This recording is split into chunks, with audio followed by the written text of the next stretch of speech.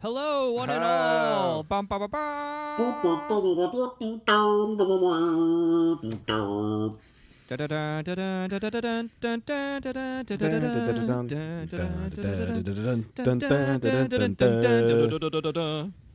Welcome to Did We Name This?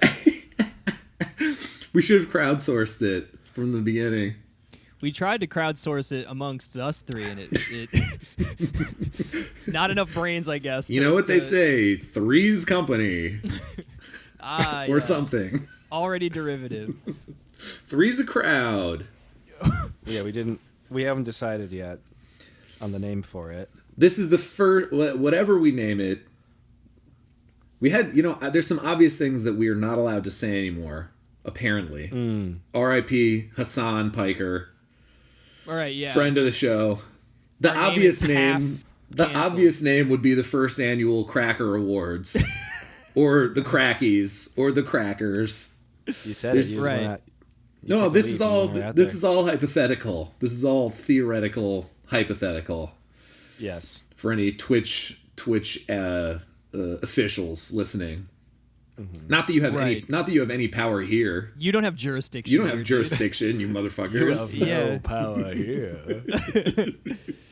What about instead of Mac and me, it was Crack and me, and it's just me doing drugs? That's Patreon, dude. That's Patreon. Oh, right. Sorry. What if it's butt cracking me and it's just me with my butt? I thought I was trying to find a way to do that. Would be funny if we did like the crack whores, like the Oscars, like the crack whores. Is that still crack? Like no, like okay, that's bad too. The cracks. I was thinking just thinking crackars, like with an A, like the crackars. Yeah, crackars. Cracker. I like that one. That's my vote. It's so stupid, but I love it. I've got crack heart fever. Hope you got it too.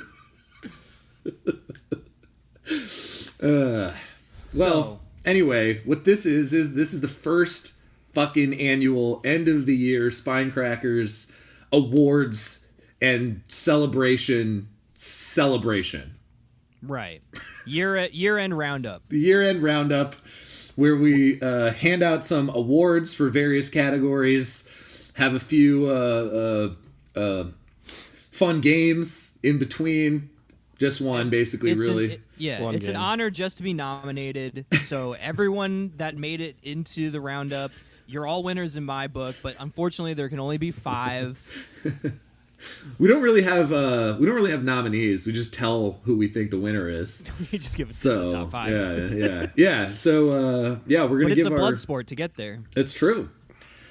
How many hours of bullshit did we have to speak and read before we could make such a decision? Well, this is actually an interesting fact because I was going through our Spotify end of the year stats, and I actually have an answer to your question. We recorded this year. Let me pull it up here. I got to scroll through all this other dumb shit. I don't care.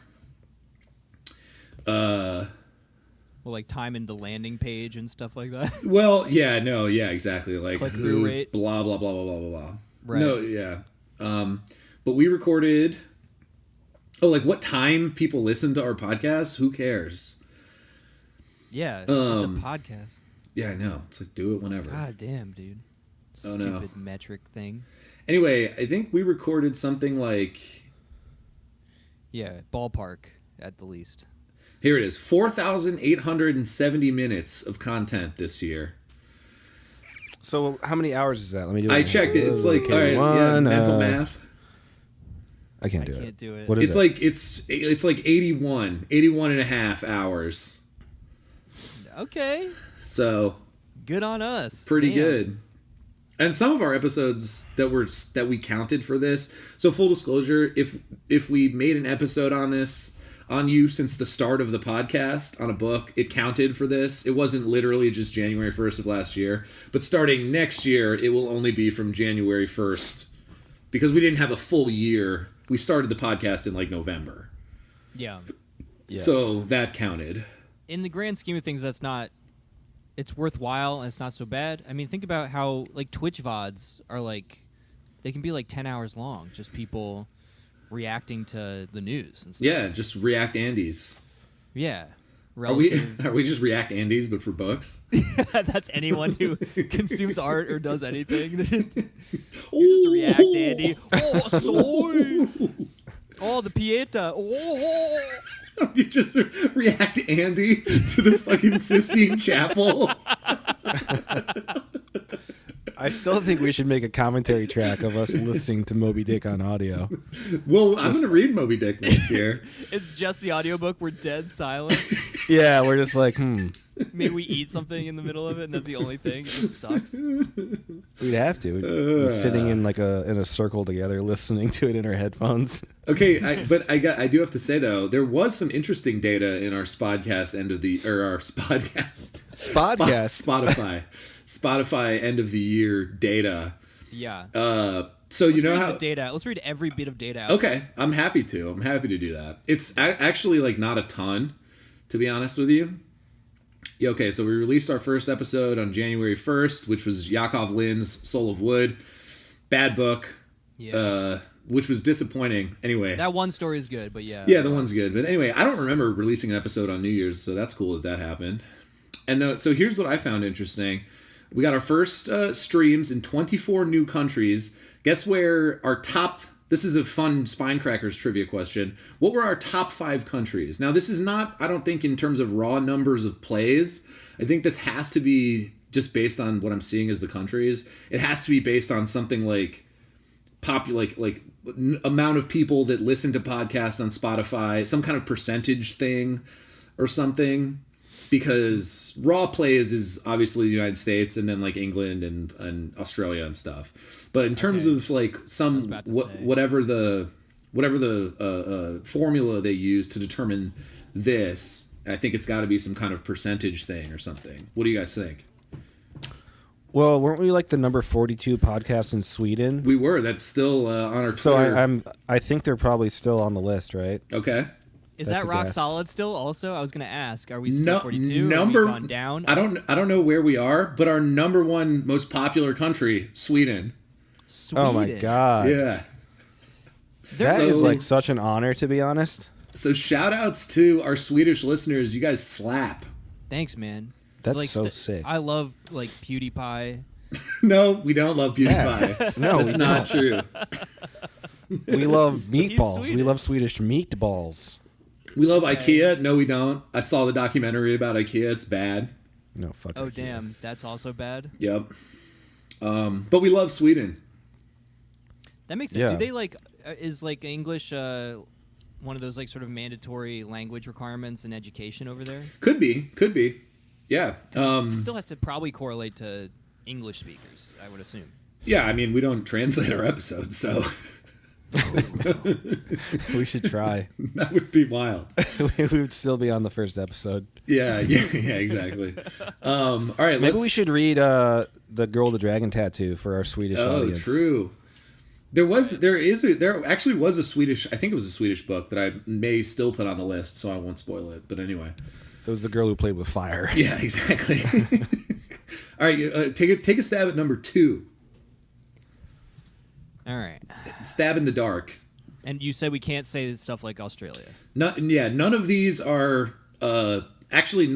primarily English-speaking countries, as far as I know, which is fascinating to me. South America. It is in South America. Okay. Brazil. Big Brazil. Argentina. You were right Fuck, first, my Marl. gut. Yeah. Where the Nazis are. And then, yeah, exactly. Cool. They probably saw Nazi literature in the Americas. Yeah, and they were like, "Oh, Oh, that's us, baby." Fuck. We're still here. I'll just I won't belabor the Third point. generation in, we're still yeah, here. exactly. I won't belabor the data, but the rounding out the top 5, we have the Netherlands, Spain, and Finland. So shout outs to all of our listeners in Sweden, Argentina, the Netherlands, That's fucking Spain. Spain and Finland. Honestly, on a wholesome, authentic tip, it's kind of fucking crazy. Like the idea that a single person in any of those countries has ever listened to any fucking words that have come out of my mouth is kind of mind-boggling. It's awesome. Yeah, it's crazy. I feel like people, are like, because it's easy or whatever. It's easy to forget that it's like. Amazing. Yes. Yeah. It's kind of amazing. Yeah. Yes. Yeah. Exactly. Just because it's like it is. It really is easy to kind of like, I don't know, gloss over it. But it's like literally, there's people in fucking Argentina and Finland tuning into the Don't say it. podcast. I'm gonna get stage fright and freak out. Yeah, I'm afraid now. I can't. I'm afraid. So anyway, shout out to y'all. We love you. Yes. Yeah, thank you. The other people that I want to shout out, I don't know who you are, but apparently 21 people listen to our podcast more than any other podcast that they listen to. Wow. Which is also nuts to me. Why? Do you know if you have to listen to a certain amount of podcasts? Because I don't or know. you can We'd just have listen to like one and it's only us. podcast, which would also be an honor. Even then, that would be sick. So shout outs to you, 21 people who listened to the Spine Crackers more than anything else, because that's epic. Yeah. Thank you to our premium C-suite listeners. That's you right. Know what I mean? That's right. Yeah. We do have a Patreon also for you people. That Matt and Paul's New Year's resolution is to post more on. So that's my my New Year's resolution for them. We heard your complaints and we registered them. Yes. So anyway, I got a kick out of going through that Spotify data, and it really is. I don't know. It sounds cringe, but it's humbling. It's really cool, and it just kind of again puts it all back into a little bit of perspective. Yeah. Who am I to have global reach? That's right. That's right. You know? Seriously. But the world's flat now. The internet, Thomas Friedman, etc. Okay, just kidding. All right, on with the show. So here's the way this is going to work. We're going to get Billy Crystal on in a second. He's going to do an opening number, and and then we're going to launch into the first awards. And then halfway through, we're going to have Phoebe Bridgers and Halsey. And no, I'm kidding. And then the reclusive Bo Burnham's going to perform one for the closer. Yeah, one joke. Just one joke only. Yeah. And Taylor Swift's going to come on for a new 40-minute song. Yo, that would be epic. I feel like Taylor is the type of person, though, who we could pitch that to. Like, we're a small but active podcast. Just don't tell anyone, because she kind of wants to do something like that. You can feel it. You know what I mean? Don't tell anybody. Keep it low key. What are you saying? I'm saying she has that. She has that. There's no shot in hell. No. Listen. Just hear me out. I'm saying she's the type of person. You know, that's like a hot thing right now among cool artists who don't need the hype. They just drop like a secret track, you know, or they don't tell anybody. Are you kind of doing something close to like when somebody says, I feel like, you know, all things aside, Taylor and I could be friends in real life? I know he's a celebrity, whatever, but I feel like we might be more than friends. I mean, let me tell you something right now. If she wanted to date me, I think I would do it. Whoa. Paul. Another brave take from Paul. I might say no, but I really wouldn't. I would say yes. Taylor, we know you're listening, so And you've heard it. You have an amazing new person you could have a bad relationship with and then write a song about. Yes. That's right. That's right. Oh my god, I would fucking kill to hear that song. Yeah. Yeah. It's just called Paul. It's just called Paul. She just does it. She just does it. She's called Baller. All right, everyone. So here's what we're gonna do. The big categories for the evening is our top 5 books of the year, right? And we have a bunch of smaller categories that we're gonna do in between, but we're gonna start That's things the spine off. of the show. Exactly. You might say the spine. Yeah. So we're gonna start things off with everybody's number 5 book of the year. Who wants to go first? All right, Paul. Okay. I said dibs All not. right, fine. I'll go first. Jesus. So my 5th favorite book that we read this year was pretty early on. It is Bohumil Hrabal's "I Served the King of England," which was Oh my God! Guess what? That's is yours my number the same? 5. Oh my God! Yeah. That's crazy. Oh, I love a nice lineup. That's Get nuts. a room. All right. Shut up. So. Whatever. You guys know each other. We did not plan this Call at you all. later, baby. Yeah, baby. We're No, we yeah, didn't. I'm around. So we read this pretty early on, and I had read another of Hrabal's novels before, and I really liked it. But this novel I thought was just first of all, it was fucking hilarious. I think it's like one of the funniest things that we read all year, if not the funniest. It was politically sensitive. And sort of a really interesting perspective on Eastern European history through the eyes of this one character. A bunch of like amazing set pieces, a bunch of amazing kind of side characters, interspersed with a lot of like deeply human and authentically emotional moments. The ending was the only part where I thought it stumbled a little bit, which we talked about on the episode. We don't have to go into that. There was like one scene too many. But overall, I thought it was fantastic and hilarious. So that's my number 5 for the year. All right, I'll take it. If Well, should we just have Paul say why he liked it too, just because he already said what it was? oh, I mean, yeah. Basically, like the same. I mean, I can just reiterate what you said. Like, it was really funny. I think tonally, it was very unique for me because it was one of those books where I walked away from it thinking that I really hadn't read anything like that. Like, the tone was really funny, but also just like, very deep in a lot of ways, and it just kind of it gripped me. It was all over the place, but in like a really good way, and it was really smart. Yeah, it was awesome. All right. All right, Marl, That's it. You're number 5 for the year.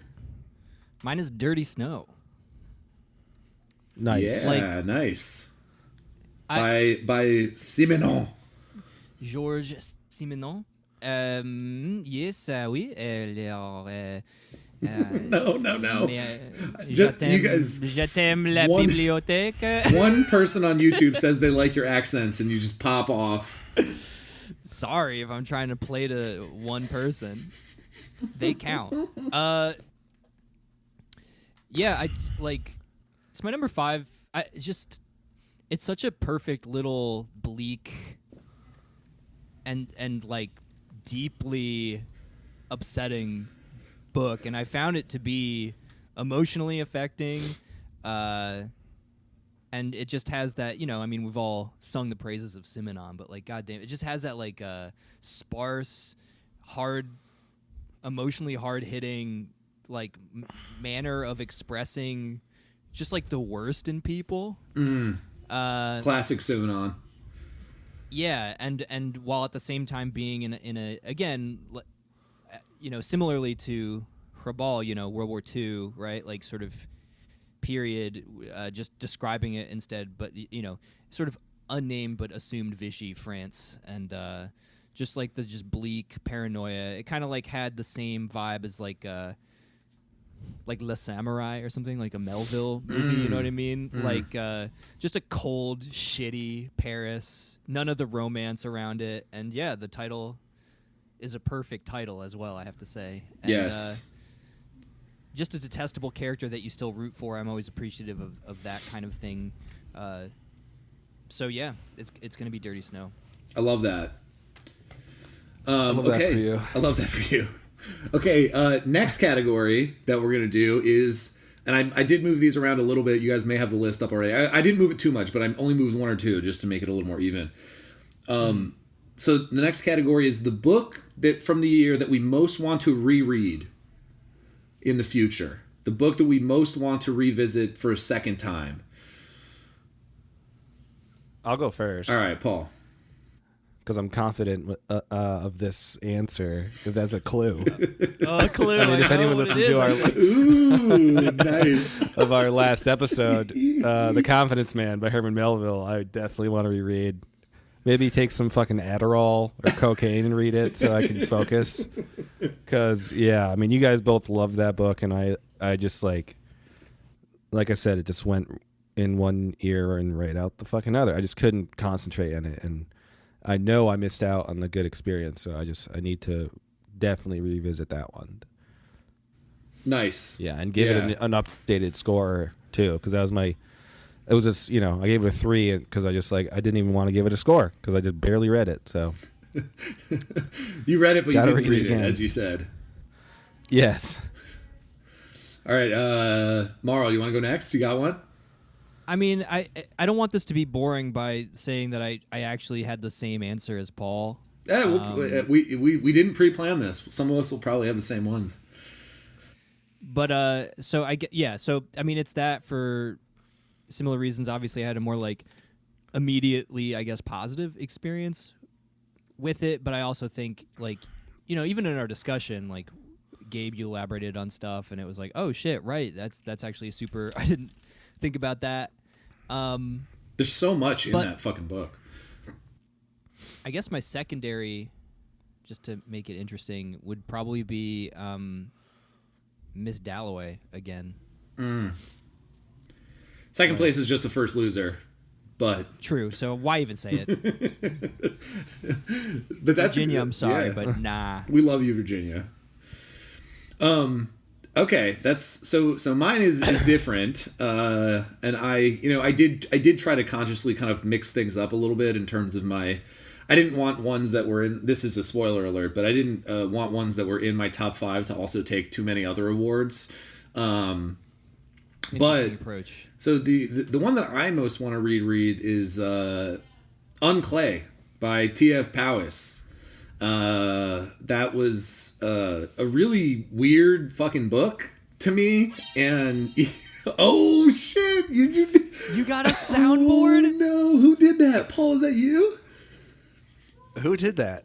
Okay, keep it going. I'm not even gonna ask bro. That's questions, good. dude. Gabe, By sounding board, feel free I to have pull another maybe one up. one sound. It's not maybe me. two. It's not me.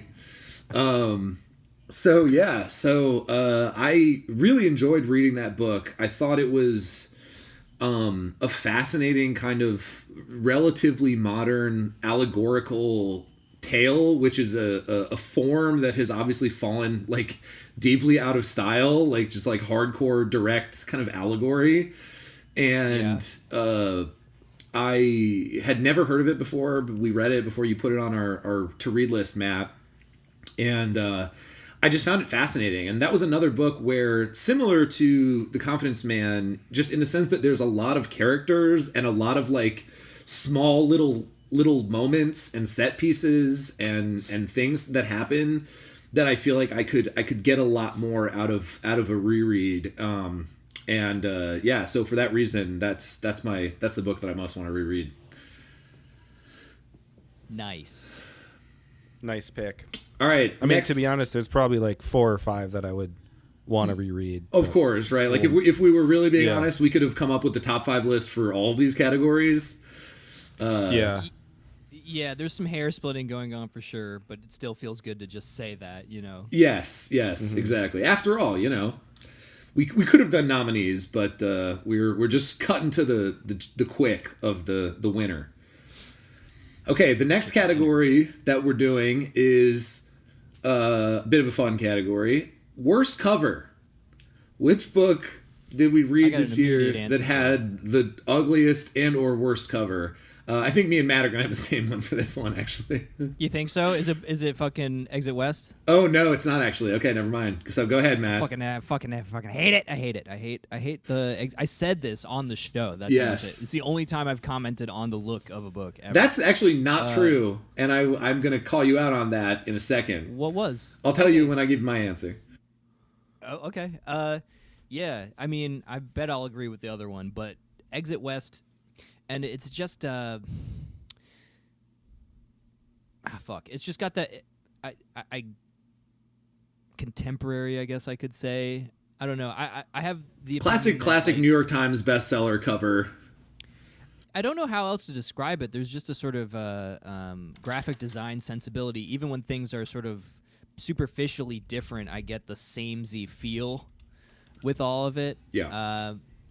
And I don't know. It's definitely just fucking workshopped to death, you know? Yeah, and to no avail in terms of like having an impact or I don't know. I just like I have a very specific period of time that I like graphic design and books design, I think. And this just hits all of that. Yeah, just sort of like we said, Oscar bait but for books. Covers. Aesthetic sensibility. Yeah. Right. I really don't like it. Yeah, that's a good one. Okay, so I'll go next because I'm going to call Matt out. But my worst cover of the year was Percival Everett by Virgil Russell by Percival Everett. Oh yeah, which yeah, you Matt, you also called hated, that out on Matt. the show. That actually might be worse. Fuck. and that so the cover of this book is this very like. I don't want to insult the cover artist or whoever, but like crude and like and just bad rendition of the MC Escher painting of the two hands drawing each other, but they're both writing out the title of the book. But it's the font is just like basically Comic Sans and like and it's just very like blocky and weird and like. It part of the other reason that I hated it is because I liked the book so much, and it was such a, you know, like it's like food, right? It's like, you know, you eat with your eyes first, right? And like, you know, fortunate or unfortunate, that's just a fact about the type of creatures that we are. And I lament deeply that this cover will turn off any percentage of people who might otherwise read the book. And because it's fucking ugly and goofy and kind of dumb. Yeah, I really, really, really disliked that cover design for Percival Everett by Virgil Russell, by Percival Everett. Yeah, it was a bad one. It's interesting. Like, honestly, I rarely have a visceral reaction when it comes to book covers, like ever, even though I'm like an artist and I have, you know, I react like very harshly to a lot of you would think art, you'd like notice it but more when than it comes any to of book us. covers, I like barely even look at them. I never have like a strong reaction. The question though, Paul, is that like when you see a good one, isn't it nice? Especially when it like when it like matches the content. Like Gabe's saying that's something I didn't think about. That's one thing though about it though is like I almost feel like I can't really judge the cover until after I've read the book. Oh, that's like interesting. After I've gotten into the book, I'm like, you know what I mean? Because you do get a feeling about what the book's going to be from looking at the cover, but you don't know what you're going to get from the book. So I think that makes sense. So it makes sense with like movie trailers and titles and stuff too. Well, right? yeah. And as I said, like after reading the book, it made me. I didn't like the cover to begin with, but I hated it even more after reading the book. Yeah, and I think like my favorite covers are generally really simple in their graphic design. Well, we've got another category. We got another category for best cover. So chill out. No, okay, yeah. I'm just saying in general. I don't really gravitate towards anything other than like a good solid design, but My least favorite is actually Killing Commendatore by Murakami. Ah, okay.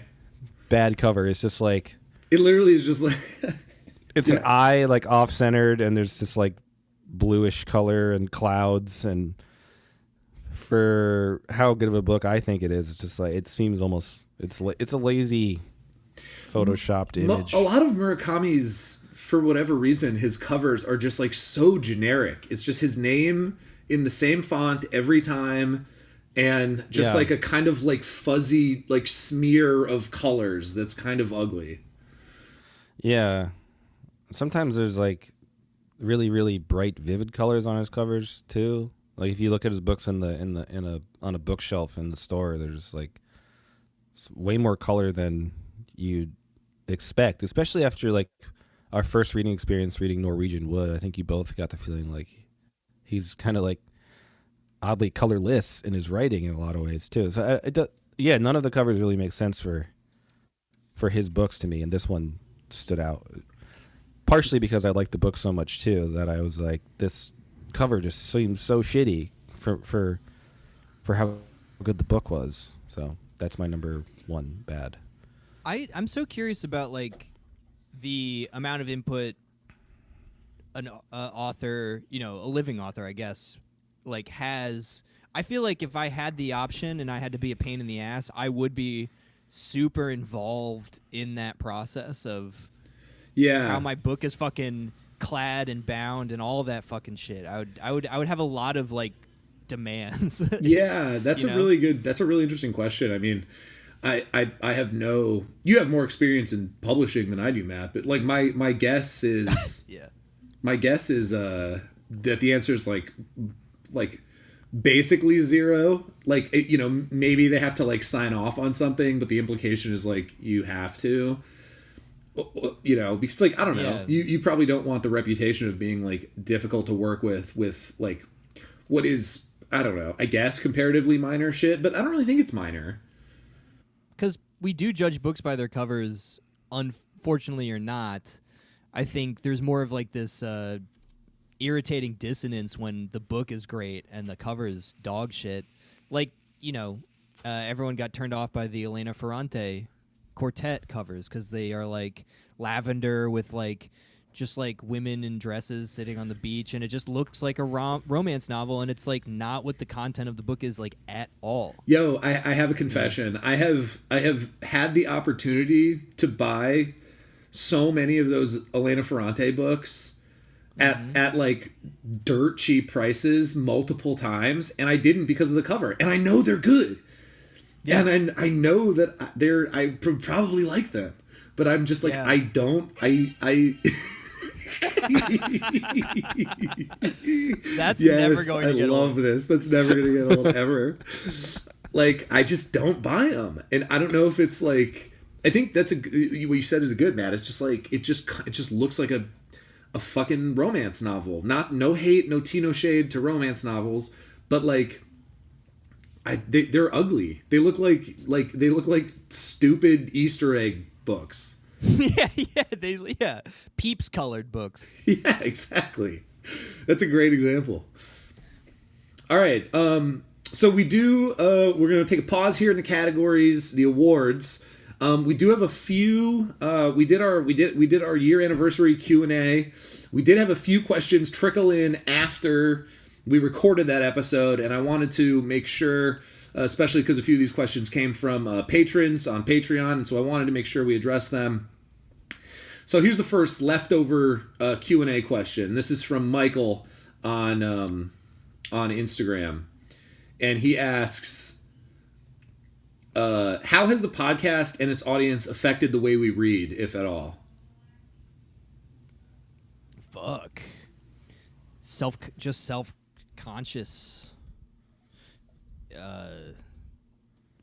I don't know, right? Just like knowing that you're voicing thoughts that aren't just going to sort of reverberate in your own head forever, and just the layer of self-consciousness that you're creating something to be consumed by people in fucking Spain and Finland and shit, does just change.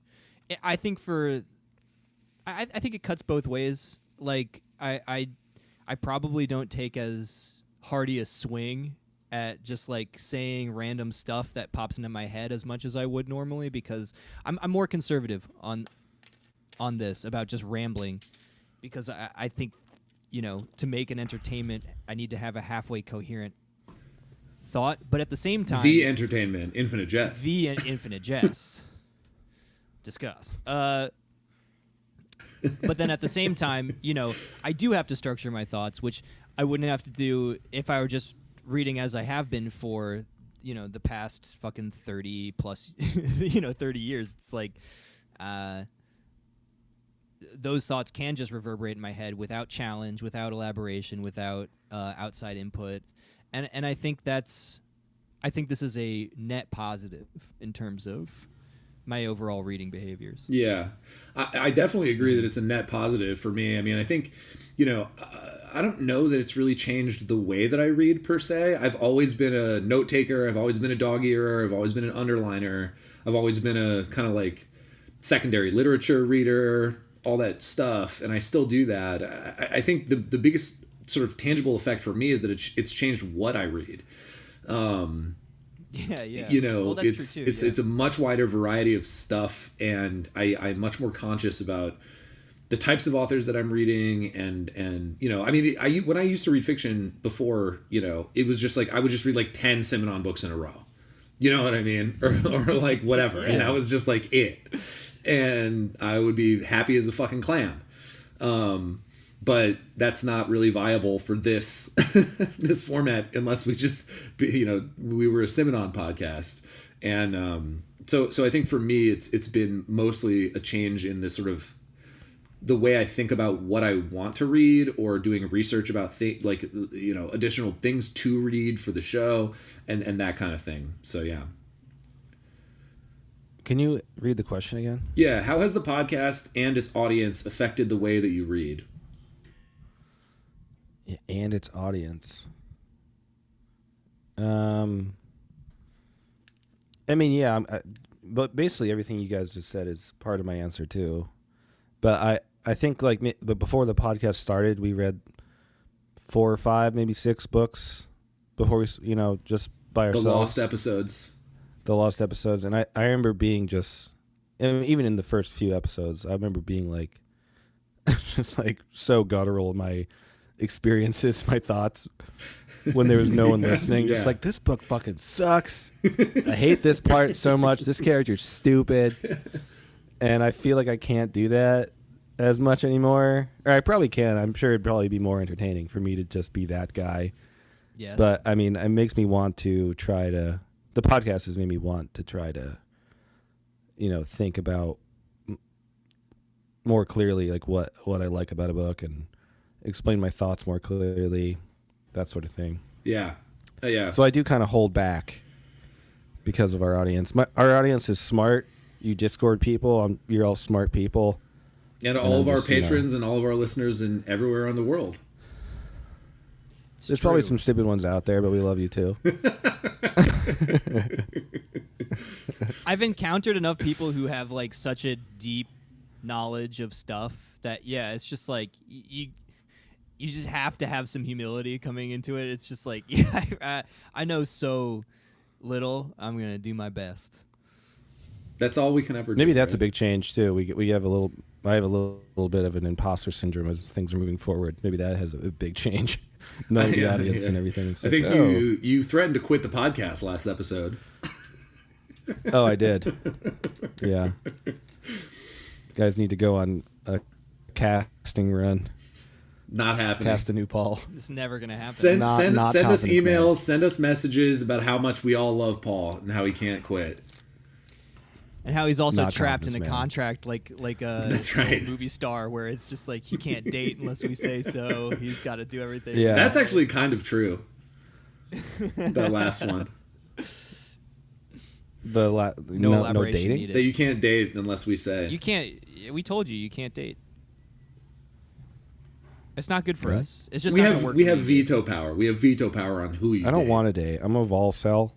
I'm a Paul vol cell. cell. Paul Cell. Yeah. Paul cell. Yeah.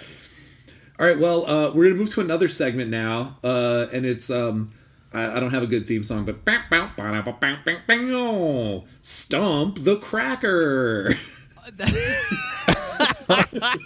So you're going with that one after all our deliberation. Stump the Cracker. We're not on Twitch, dude. It doesn't We're matter. not on Twitch. They have no jurisdiction. That's true. If you're a Twitch admin or whatever, fuck you if you're listening. They can't stop our hate speech. That's right. Have you guys ever played? Have you guys ever played Stump? The I drinking don't. Game? No. What is that? No. It's like some ludicrously kind of stupid, dangerous drinking game where like,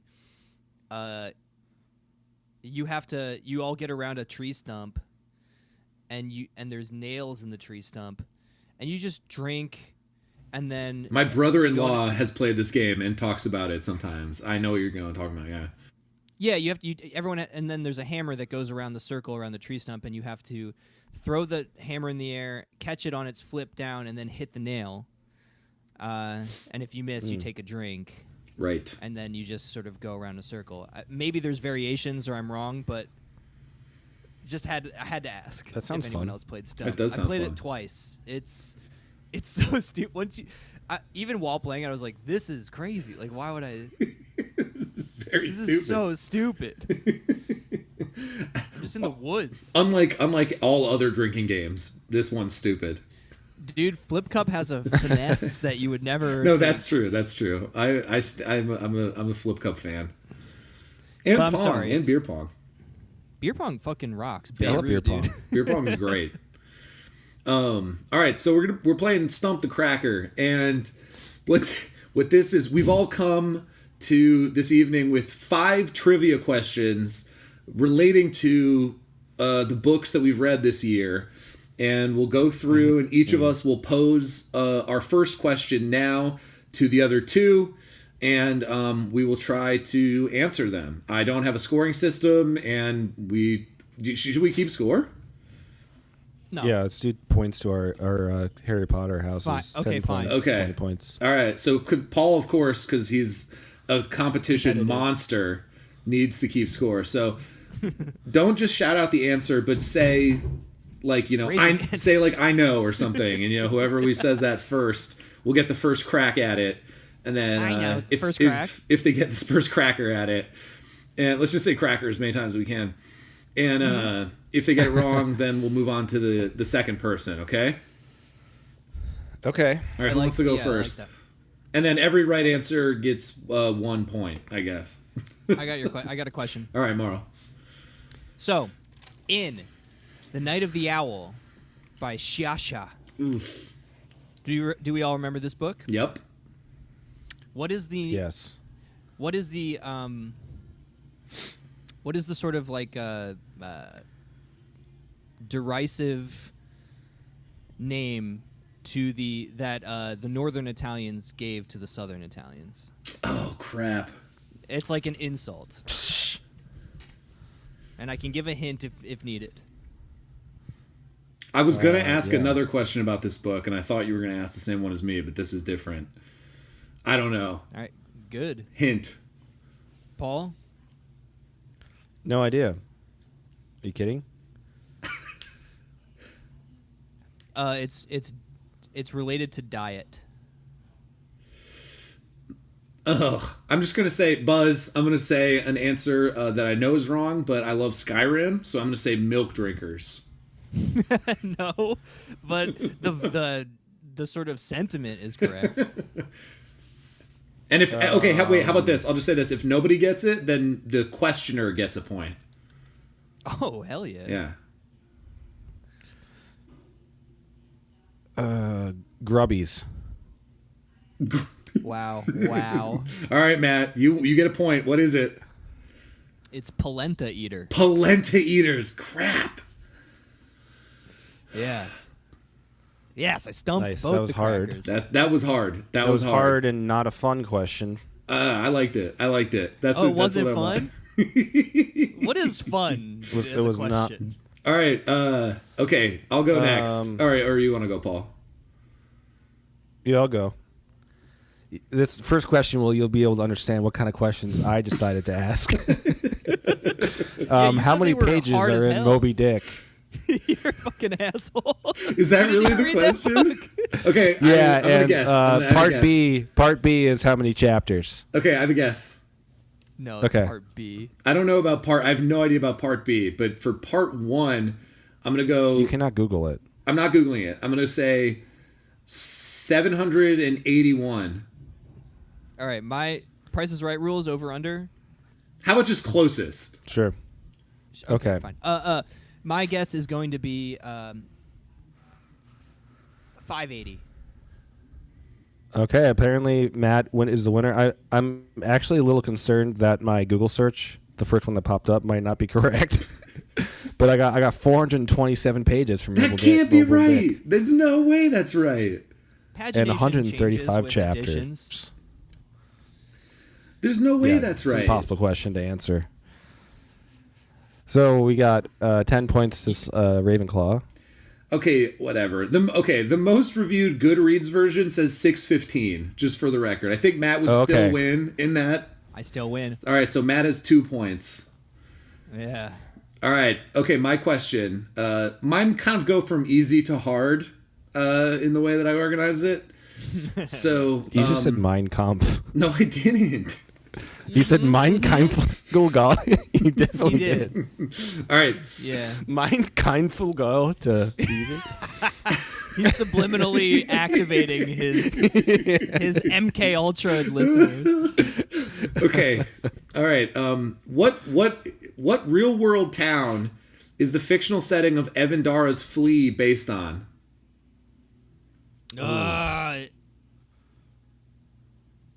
And there was an answer to this? Yeah. This couldn't have been part of... Yeah, okay. It's not in the book, but it's a known, and we talked about it on the episode. Okay, fuck, man. Was it in New York? I'm not giving hints until you both ask for one. No, Paul, you go first. You can ask for a hint. You don't have to guess yet. Yeah, I'm ready for a hint. All right, Matt. No. Brattleboro. Brattleboro, Vermont is your guess? Vermont? Yes. No, Yes, wrong. That's Fuck. I thought it was Vermont. All right, so you should have asked for a hint. I'm just making up the rules as we go. So now Paul gets a hint, and if he answers correctly, it's correct. I'm Chad for not asking for a hint. That is true. Okay, the hint, Paul, is it is indeed in Vermont. Burlington. Burlington, correct. Oh my god. Fuck yes. Fucking Burlington, dude. I don't even think there's a college in Brattleboro, is there? Well, I don't know, man. Brattleboro? Maybe he's writing fiction. Fuck. It's that made makes up. a lot of sense. It's made up. Okay. It's fiction. We made it up. All right, so at the end of round 1, It was an absolute fiction. at the end of I fucking round love that video. at the end of round 1 of Stump the Cracker, Matt has 2 points, Paul has 1, and I have 0. All right. All right. Next category. We're moving on to Tune back in next time. Tune back in for the next round. Stay tuned. We're going to go to everyone's number 4 book of the year. The next big category. I think I went first last time, so someone else go this time.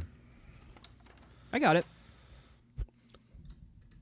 It was something mentioned already, but it's Unclay. Nice. Unclay, dude. Nice.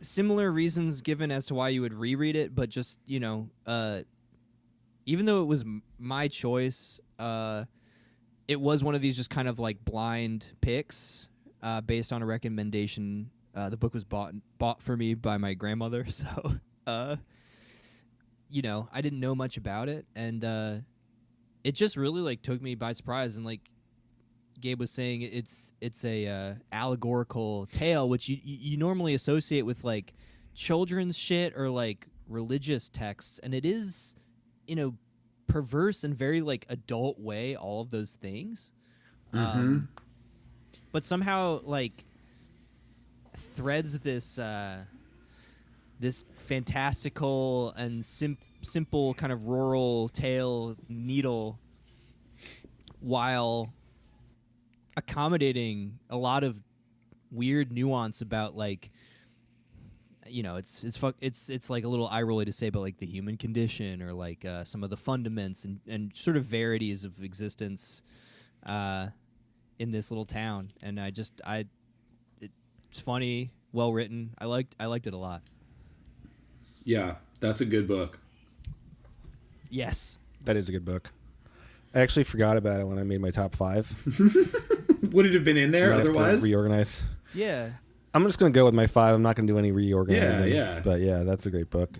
All right, Honorable Paul, mention what's for me, your for number sure. 4? It is Base Cathedral by Nathaniel Mackey. Nice. Yes, sir. Really good book. I mean, I'm rethinking my top 5 right now. I'm like, maybe I should have that one higher. But I mean, I love that book so much. It was one of the most difficult books we read by far. But it did something so unique. Like it was like overly wordy, but and like jargony, like a lot of musical jargon that went completely over my head. And I feel like that was kind of the point of him writing it too, is like lulling you into sleep in a way, but then having such surreal moments throughout the book, which I love, really just captured me. And just some really beautiful, like poetic writing, a lot of passages where I would look up like a certain word and be like, this word doesn't even like fit. The definition doesn't even fit to where this is, but it like makes sense in like just as you're reading it like vibes, you know. He just has a really unique way of writing books and a unique style.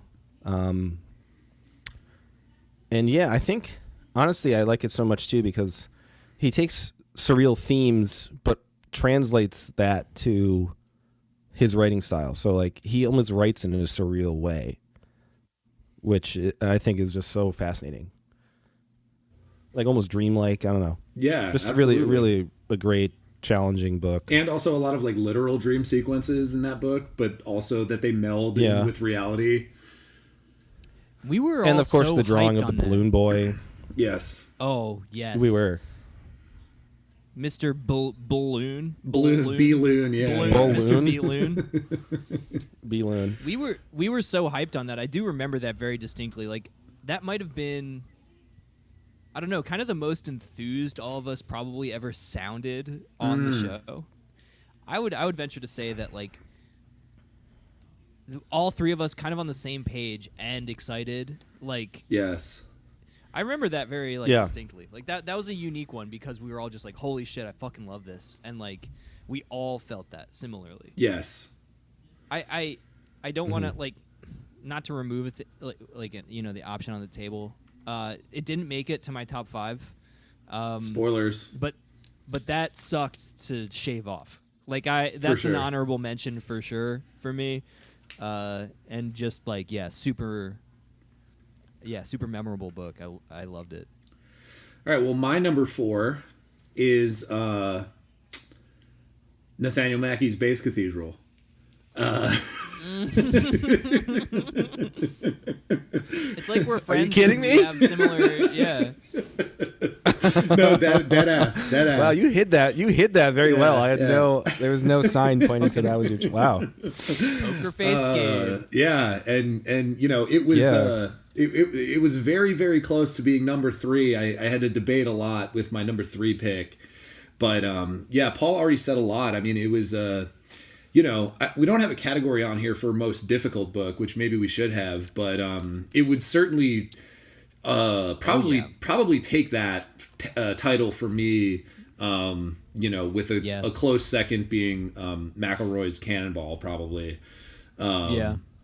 But Mackey's writing is, like Paul said, it's just this crazy amalgam because the book is epistolary, right? It's written in the form of letters, but it's this crazy amalgam of like epistolary narrative and kind of poetry and like just absolutely encyclopedic musical lexicon that is just like, as Paul already said, like way over anything that I can understand in terms of just like the words. You could have a jazz you could have a lifetime of like jazz artists and albums to listen to just based on this book alone. And it's a, you know, one of the things that I loved about it is that it's a small slice of Mackey's sort of lifetime project, which is this sort of never-ending, never-beginning series of letters called "From a Broken Bottle, Traces of Perfume Still Emanate," which I have 3 other volumes of collected and that I desperately want to read in the new year probably. But yeah, just beautiful and challenging and weird, and but in a way that I loved every second of the challenge and the weirdness. Yeah. Yeah. Well said. Okay. Yeah, go ahead, Such Matt. a good book. Oh man, I just like additionally just just conceptually the idea of some sort of life's work always gets me going. Yeah, you know, right. just some sort of like cool, like this is I've been working on this for 30 years. It's like, Yes. it just gets me Yeah. even if it's not even that good. I'm like I just love the idea of that. I'm like, fuck yeah, dude, just keep Yes. plugging away. All right, I next. mean, something crazy about, sorry, just to No, yeah, keep yeah. going a little bit, is like something that is crazy about that though is like it does exhaust me to think that he's written like a bunch of books in this style, like Base Cathedral.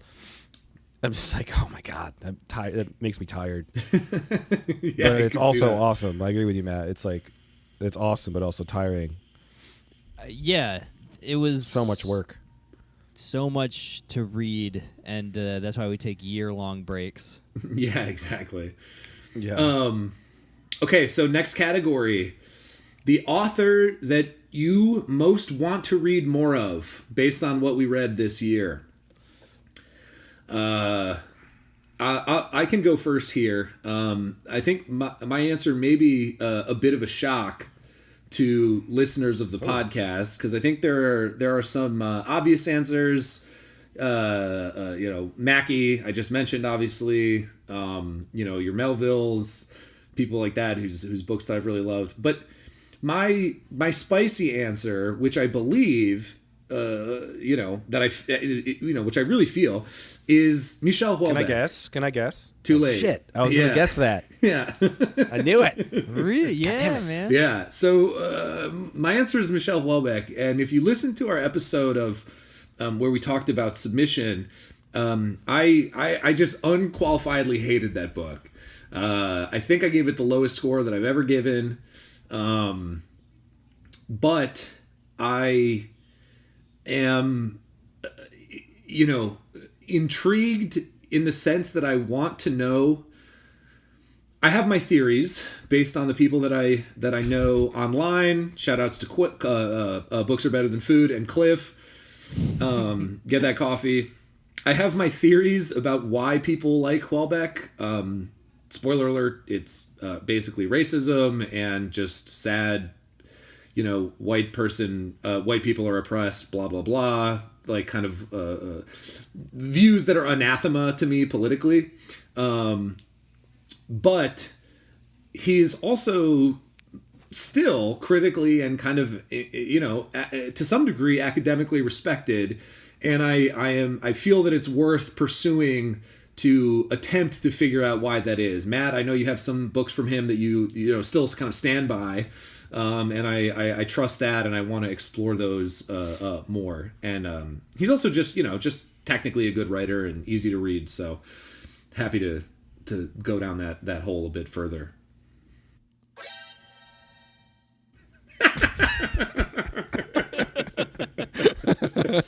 You're a sniper with that fucking Metal Gear Yes, Solid perfect. shit, dude. Oh god! Now I want to know what the other sound is you have queued up. Yeah. I'll It give can't some be time. Save it. real You gotta until- save it. I know. It has to be appropriate, Yeah. dude. Organic. Exactly. So yeah, that's my answer. The author I most want to read more of, Houellebecq. I guess I have a also an answer that I tried to make not because there's obviously like all of these people, they've got many works, and I intend to read more of the people I liked, but Michael Sisko is mine. Ooh, that's a good one. Very specifically, Gabe, the book you own a copy of, Animal Money. Yeah. So what did we read of his? The Divinity Student, yeah? Yeah, the Divinity Student, which I didn't really like all that much. Yeah, but there was something there for sure. Yeah, I guess the similarity that we share is just, I mean, Submission you hated way more. I just found the Divinity Student to be, I think it's like his first published work, right? And, I think so. I just found it to be exhausting in a kind of, freshman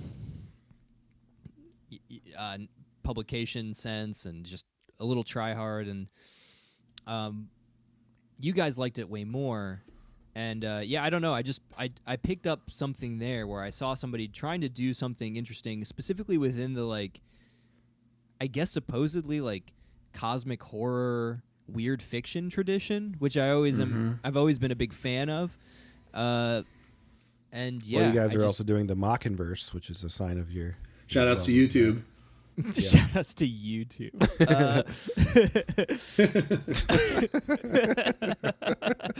Let's signal boost youtube.com.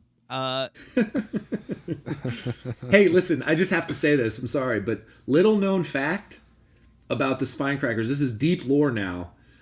Me and Matt were involved. I'm not going to say what it was, but we were involved in one of the first videos ever featured on the front page of youtube.com. Before it was Google owned, before it was big, me and Matt we had a friend who was very plugged into like nerd video internet culture, and he made a video and we were in it, and it was featured on the front page of youtube.com like within the first year of YouTube's existence. Still is, by the way. Featured on the front page? No. Oh, yeah.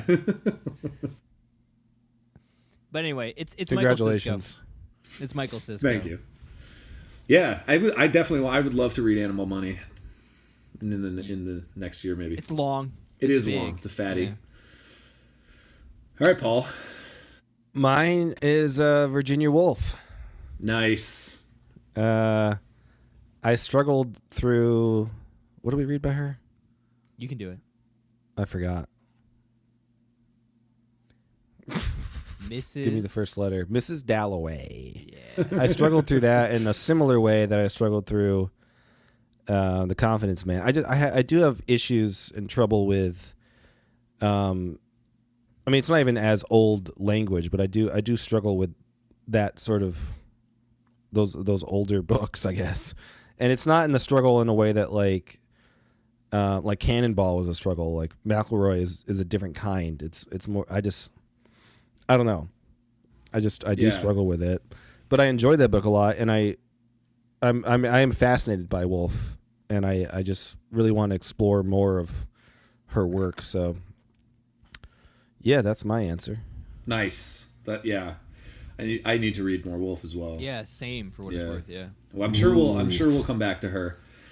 All right. Next category is the most surprising book of the year. What book snuck up on you that you weren't that you didn't know what to expect? The one that came out of nowhere and either hit you in a good way, not necessarily a bad way. We have a separate category for most disappointing book. But generally in a good way, a book that kind of surprised you. I can go first if you guys need a minute. Yeah, I think I need to rethink my answer. Okay. But I have one now. I do. All right. Well, so mine is my answer is the most. I have one now. I have one now. Right now, actually. Let me go. I'll be first. Go ahead. Go, Paul. No, I don't want to be first. Okay. All right. Fine. The most surprising book of the year for me was David Diop's At Night All Blood Is Black. Fuck you, dude. Fuck you. Same for you? Yeah. Yeah. I had no real expectations going into it other than that I knew that it had won the I forget 2019, I think 2020 international, maybe I forget the years. International 2020 very yeah. recent. Very recent. The 2020 International Booker Prize. And, you know, I think a lot of people in literary circles have kind of grown sort of cynical and calloused about literary awards, right? Whether that's a New York Times top 10 list of the year or even something like the Nobel, right? I think people are kind of like more likely to roll their eyes at those sorts of things than view them as a sign of actual merit at this point. Yeah, awards are like a cabal of vested monetary interests circle jerking each other, essentially. Right. Yeah, exactly. Which is not untrue in some extent. But. So it was actually 2021. It was even later than that. It was the 2021 International Booker Prize. All right. So, you know, it's not that I don't have that attitude about literary prizes and stuff like that. I think there's generally probably some sense of merit there, something worth looking into at least. And so I didn't have the full cynical view going in, but I was like, okay, you know, maybe it's not going to be whatever. And you know, even the score that I gave the book in the episode is, I would say, significantly lower than how I feel about it now. That out of all the books that I think that we've reviewed for the show, that's the one that I find myself like thinking about at random moments since we've read it way more often than I was ever expecting to, if that makes sense. Mm-hmm. It's such a strange book that's like wrapped up in like myth and this obscure kind of corner of history that a lot of people don't know about. And the forms of the storytelling are very like intermingled, and there's a lot of like very beautiful weird moments. So yeah, that's my cue, and that's my answer. Is that Not All Blood Is Black, David Diop. Should I go just because I have the same answer? Yeah. I hate. Yo, Gabe, you said it best, and you know why should I even say anything? No. Yeah, it snuck up on me again. What I think is so great about doing a podcast where your friends also pick the reading material is because I would have really like slept on this probably for a really long time or potentially never have read it. I'm actually surprised. You know, I can be surprised by my own choices, but they're still tempered by like my taste and stuff. So like reading things that you're just like, I would never. And then also loving it is really great. And that was one of them, the Diop book. And yeah, it's that bizarre, what is it, triplicate, 3-layered reality where it's like, you think it subverts it 3 times, I think. There's 3 layers, and it's like, yeah, you think you've got it pegged, and then it's so funny because you think you've got it pegged and it subverts it, but in a way where it just kind of repeats the same thing, but just in a different form. And so it's just like this very interesting experience where you are kind of just repeating yourself 3 times in different forms. But those forms mean everything in terms of some sort of fucking like psycho-spiritual continuity over time and space. Fucking rocks. Yeah, that book like intellectually like crosses you over and like breaks your ankles like vintage Allen Iverson style like 3 times. And it's like not even in some corny like ooh plot twist way, but literally just like tonally and like, you know, like you said, psychically. Because the twist is saying just mirroring or just like a repetition, which is what's so interesting. Yes, you know? Exactly. It's not a twist in the sense of a change up. It's a twist in the sense of like somehow they're repeating it in a new context. I don't know. Yeah. All right, Paul, most surprising book of the year for you. Okay, well, I was going to change my answer, but I have the same pick. Oh yeah. We got a Tri-Wizard Cup going right here. Oh, my yes, God. we do. And, That's the first unanimous winner for a category. Yeah. I was going to Wow. change it because we were talking about Unclay, but it really didn't surprise me. Like when I really think about something that surprised me, I think maybe part of it was because it got the Booker Prize, that we weren't maybe like expecting so much from it, maybe from our own personal biases. Right. But what you said, Gabe, I've thought about that book too. Like randomly, I'll just think about it, and an image will pop into my head about that book. It's stuck with me. But I don't want to keep going because basically everything you guys said is like I just totally agree with it. So yeah, that's my pick too. Sick. All right. We have another leftover Q&A question. This one comes from Morgan in real life. And Morgan in real life, her new CW show. right, exactly. And the question is, what author Right would after we? That's So Raven. Yeah, exactly. That's So Raven. Morgan in real life. And the question is, what author would we most like to sit down and talk with? A classic question. Oh wow, yeah. And I forgot this was a question. Paul, is it Murakami? No, it is Nicholson Baker. Ooh, that's a good one. I would love to Okay. hang out with that guy. Dude, that's That a guy- great That's a answer. really good answer. He just seems like fucking chill and weird. I mean, he's also one of those authors that I want to read more of what he's written. I don't know. He just, like in interviews and stuff, he just seems like fucking cool and down to earth. But I know he's like fucking weird as shit too. Like, The Mezzanine was so weird, and I would just love to talk to a guy Yeah. that wrote that book. You know.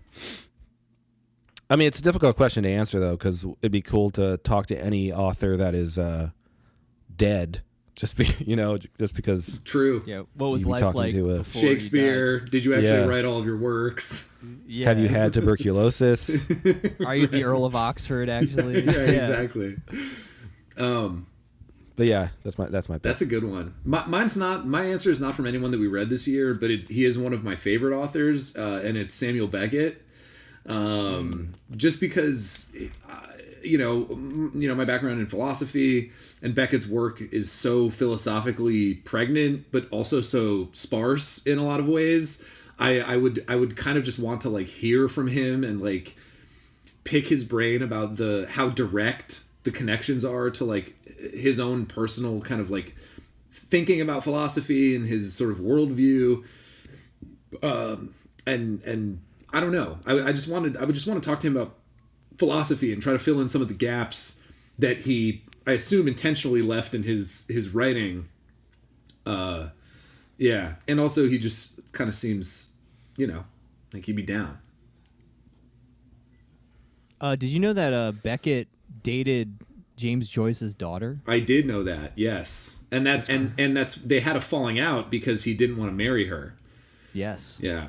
Wow, is because he didn't fart in his or she didn't fart in his face? I don't know if she shared her father's predilections, but maybe. Yeah.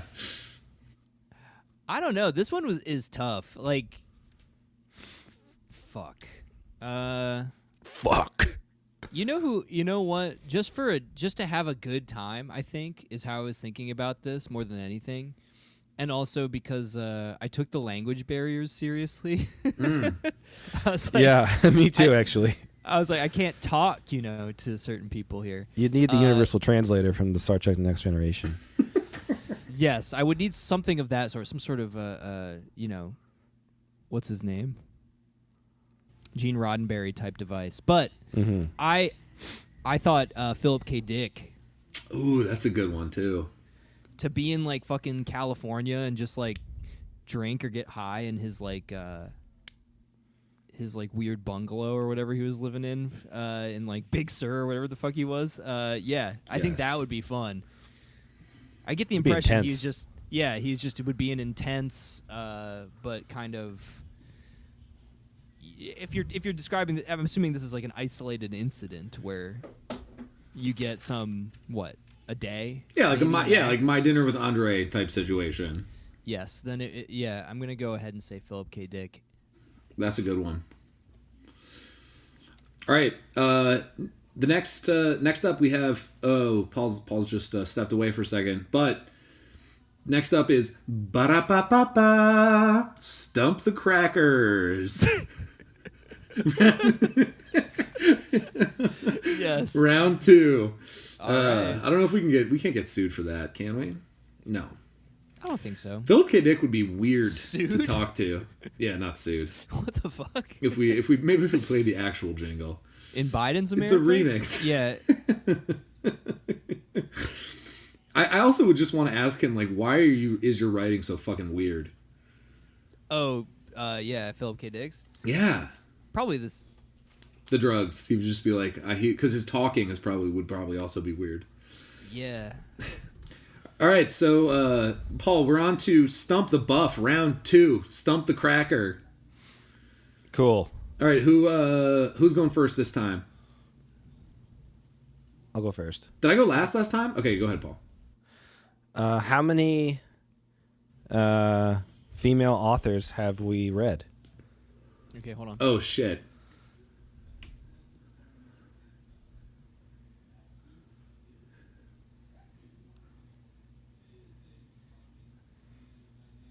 Oh, this is tough. Okay, wait. Okay, I'm buzzing in. Okay. Oh, shoot. I guess we probably have to name them too, don't we? You don't have to name them. No. I do want to. If anyone gets it right, though, is a part B. Okay. Is it naming them? Okay. I don't want to say what it is yet. Gabe wants to name them. Because he wants to stunt. I don't. No, I don't want to stunt. I'm buzzing in with 5. That's what. All right. Oh shit! Damn it! All right. Matt, Dude, don't cheat. I'm not cheating, but I'm gonna do kind of like a Price is Right thing. Yeah. Where Okay. I think Gabe rushed it. I think there are. I think. I think there are 7. Holy shit!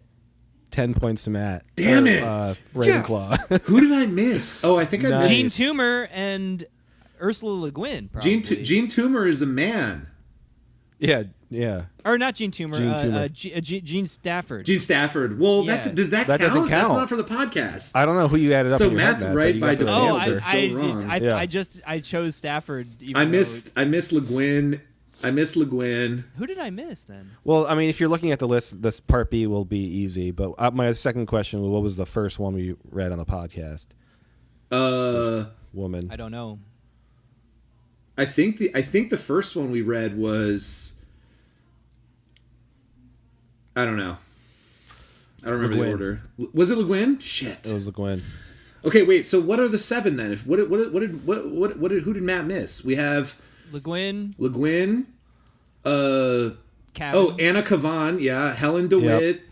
Oh, There's DeWitt is more. Hiroko Oyamada. Hiroko Yamada. Oh fuck! It's 8. I You- forgot that so Hiroko Matt's Yamada wrong too. was a woman. Matt's wrong too. No points. Well, no points. I mean, but Well, Matt closer. won like Paul wins. he was I think closer. Paul gets the point. yeah. Even though I fucked up the question, Ugresic. I thought that Hiroko Yamada. was a woman. Ugresic, Leilani, Wolf. Is that it? There was 8, so. Wait, then now what? So How did I add this up? Okay, hold on. How did I miss this? Hold on. Okay, let's do this. We gotta go through one more fucking time. Okay, here we go. 1. Le Le Guin. It is. Le Guin, Anna Kavan. Kavan. Helen DeWitt. Helen DeWitt. Hiroko Oyamada. So that's 4. Yep. 4. Raven Leilani. Ugresic. Dubravka Ugresic. Ugresic. 6. Virginia Woolf. It is 7. It is 7. Oh yeah, it is 7. All right, so Matt gets the point. Okay.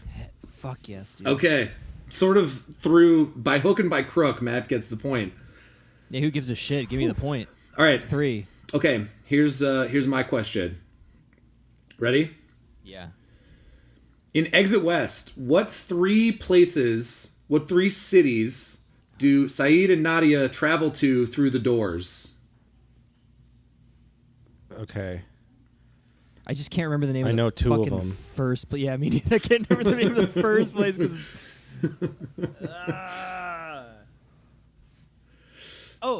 Beep beep. Okay, Matt.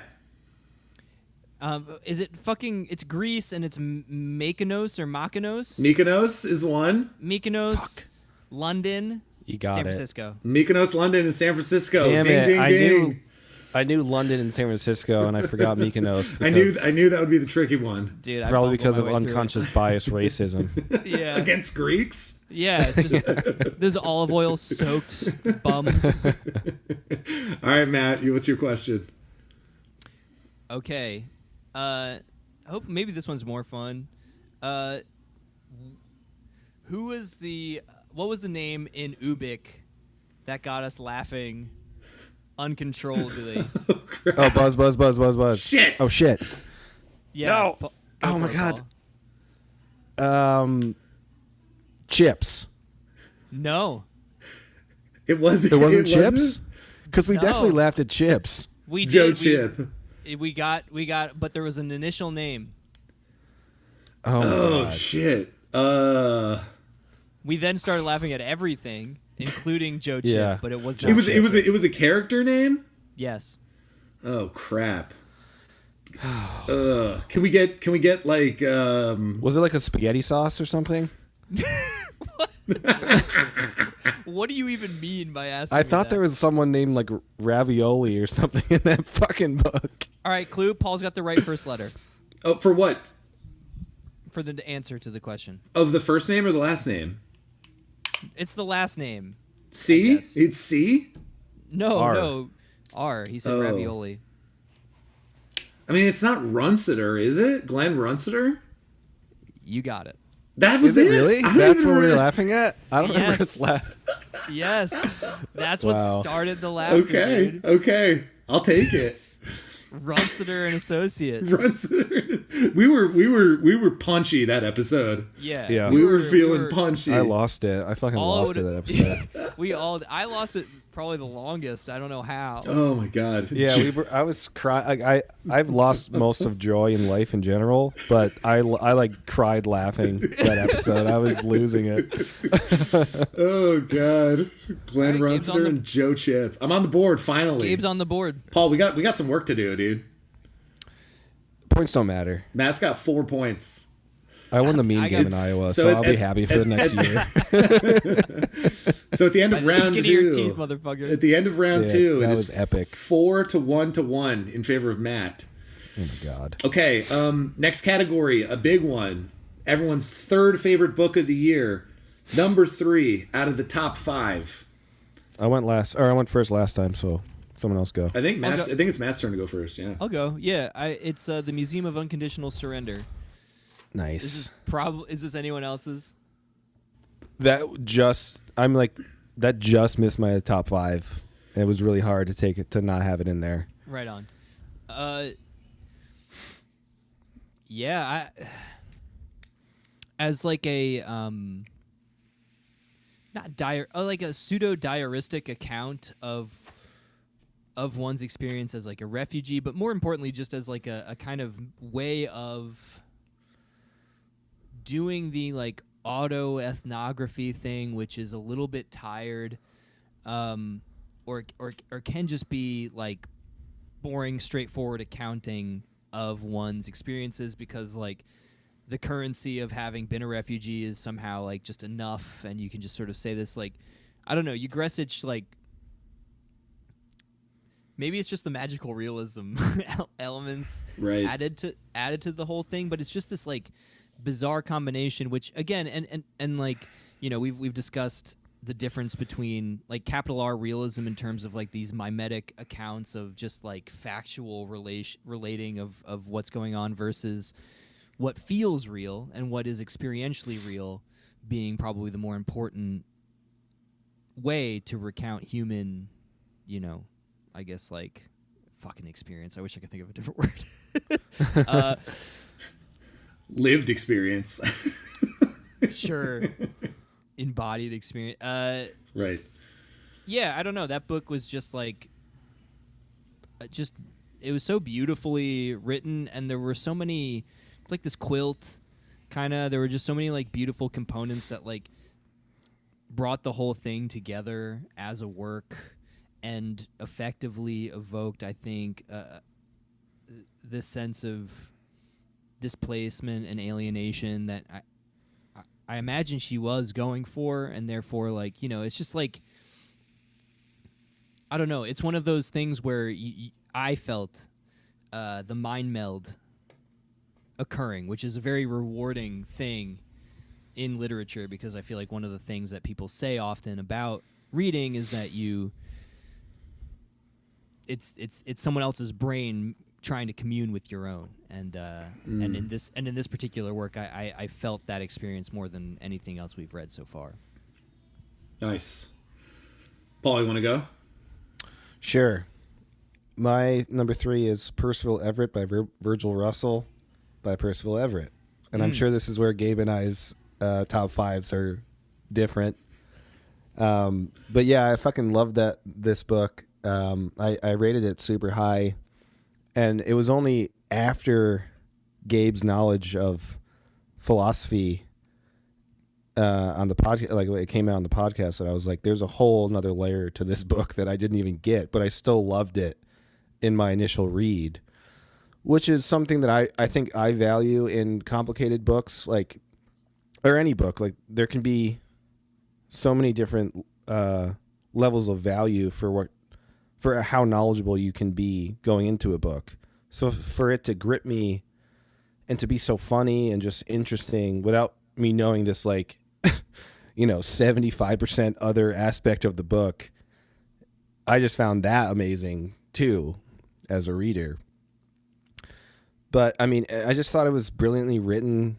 It made me fucking laugh.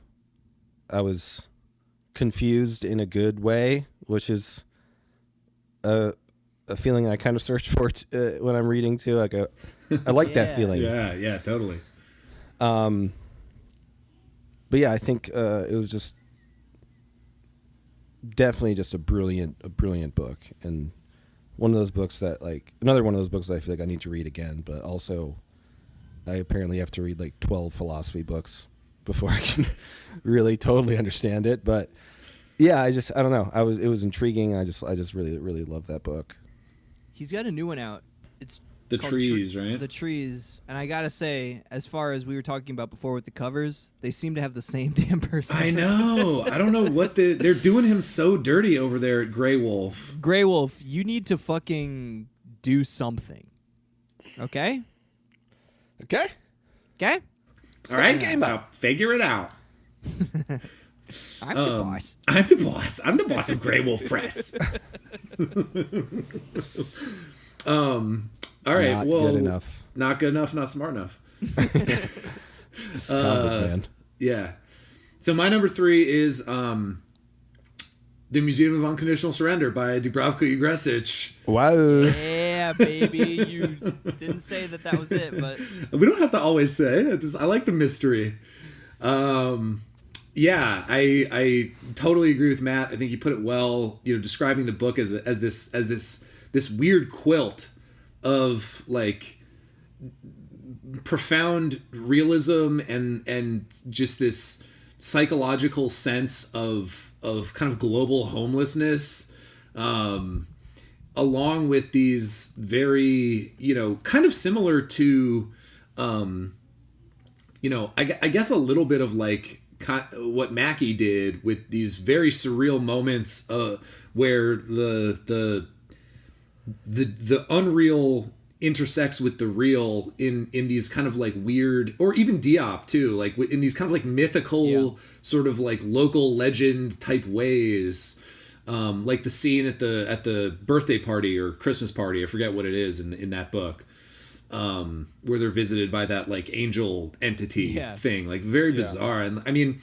but then also, again, these, like, deeply human moments. We have a category later about our favorite passage or quote or section from a book. Yeah. And the passage about the mother looking out the window I don't know if you remember that from Museum of Unconditional. That was very close to being my pick. Yeah, it's political, it's psychological, and it's just beautifully written, and it's again like just not like much else that I've ever encountered. So I yeah, it hit me in a lot of different ways. All right, so moving on, we have another lingering Q&A question. This one also from Michael, friend of the show on Instagram. What, if anything, makes literature unique as an art form? All right. That's a deep one. That's a show in and of itself, I find, Yeah, to be honest with Michael. You're not kidding. First blush. I mean, I think it's unique. I say it's unique, but I feel the same way about like graphic novels or comics, though. It's a way of storytelling that obviously you can absorb at your own pace. There's no concept of immediacy, which makes reading and reading graphic novels similar. But it's the passage of time and how you read it and how fast you read it. It's like it's unique to you, so it makes it more of an individual experience than something like looking at a painting or watching a movie or listening to a song. So I think the time element makes it unique. I definitely agree with that. I mean, it's sort of like and just the amount of time is longer than most other. Obviously, there's visual art and film and any other type of art that you can come back to over and over again. But just that first engagement with the thing, it just fucking takes longer, just on a very base level, which I think changes the experience. And like, with something like film, it feels almost, we can talk about, if we did a full episode on something like this, we could talk about whether or not this is a strength or a weakness or just a different way of engaging with art. It would feel almost antithetical to the spirit of the thing to be like, I'm going to pause this movie and put it down for 3 days and come back and finish the last hour or last 45 minutes later. You know what I mean? Unless you're talking about something like fucking like Workmeister Harmonies or like some of these like fucking like 8 hour like movies or whatever the fuck. Right. Yeah. No, I was going to agree with you. I was going to say that someone I was talking to on Tinder said that, and I had a Jerry Seinfeld reaction. I stopped talking to them. I was like, that's insane to me. You can't just pause a movie and like come back to it like tomorrow. What? Right. What are you thinking about? What do you even mean? Watch the movie. Just watch it. Yeah. Just watch it. Finish it. So I think the pace of engagement and just the commitment that it takes is okay, here I'm gonna do something heretical on this show. I'm gonna shout out Cliff in an unironic way. I watched for the first time, he did a video about kind of like how many people in the world like can't read or whatever, right? Like literature takes a certain level of education to even be able to engage with, right? Everyone has the capacity for sight. Everyone has the capacity. I mean, shout outs to blind people, shout outs to deaf people, et cetera, right? All that, like right. no ableism around here. But many people have naturally the capacity for sight, the capacity for hearing. We can talk about food, capacity for taste, right? If one has their 5 senses, there's still the potential there's something for extra not being able to. Yes, exactly. Thank you. That's a better way to put it. And that makes it, I think, unique as well. Now, obviously, you need, theoretically, you need more education in order to kind of do like film criticism or get blah, blah, blah, blah, all of that shit, or art criticism. But just to be able to barely view or hear or engage with the thing, reading is the only art form that I can think of that requires something beyond like the base 5 senses. That's true. That's a good answer. What's so interesting about that is it requires the 6th sense. Yeah. to see your dead ancestors, which is a kind of interesting, sort of true concept about reading in some cases. You do have to see dead people. I was going to say that what's interesting about that is I didn't really think about it in those terms, Gabe, but you're right. Yeah, you need literacy. You need to have your Shout your out, letters. that's Cliff. That point was basically all Cliff. So I'm unironically shouting out Cliff. Wow. Yeah.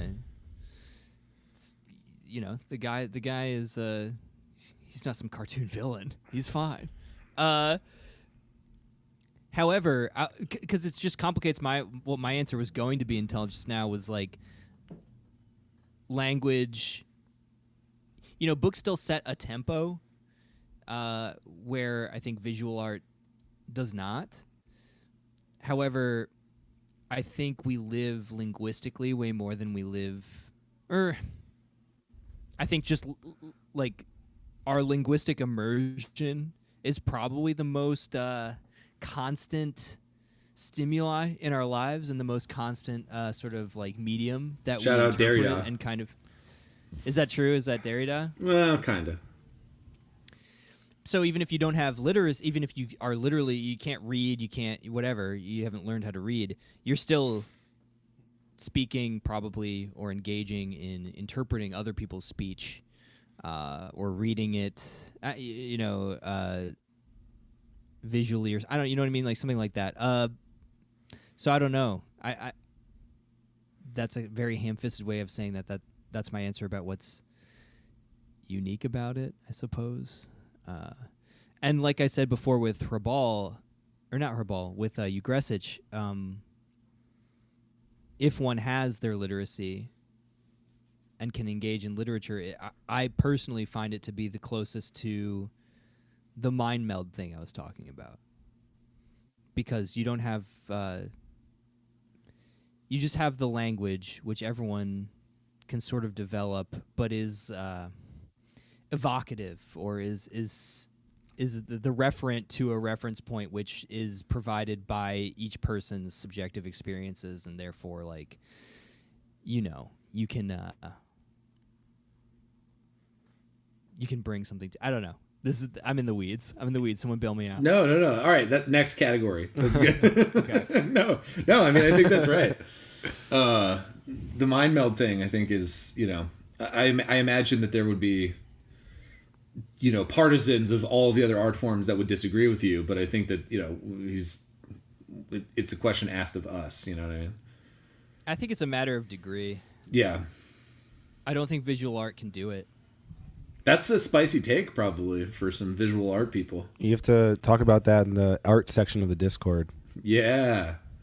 Okay. Yeah. Yeah, I would love get to in there. I would love to continue this question. I think it's a fascinating question. Okay, next category. The next award is for best cover. Best cover of a book that we read this year. Paul sounds like he needs a minute, so I will go first. My vote, I'm kind of the opposite of what Matt was saying earlier, where it's like I don't really notice covers as much unless they stick out as very bad, So like I can talk about, okay, I generally love the Penguin Classics design. I love the New York Review of Books designs. Yeah, title, square, cool picture in the background, whatever. Love it. But to think about one that really like stuck with me as like jiving with the book, for me it was Hiroko Oyamada's The Factory, which is a very understated cover. It's this weird kind of like sickly pink background with a green spine, and the only image on the cover is this pink like trash can with smoke coming out of it. Yeah. And it's good. It just fit the tone of the book like so on the note, like so perfectly for me. Like the colors like work together but are also kind of gross in this way you can't quite put a finger on, which is kind of like the way the whole book is. It's these people who are just working at this factory like many people on Earth do, but it's weird and gross in this very specific way that's hard to pin down. A synthetic grossness. Yeah, exactly. It's grosser than the sum of its parts.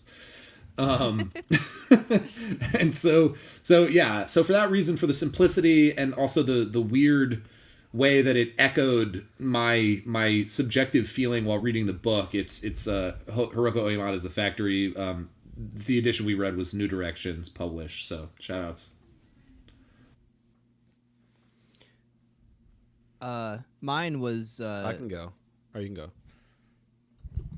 Mine was the Oxford edition of The Great God Pan and Other Stories.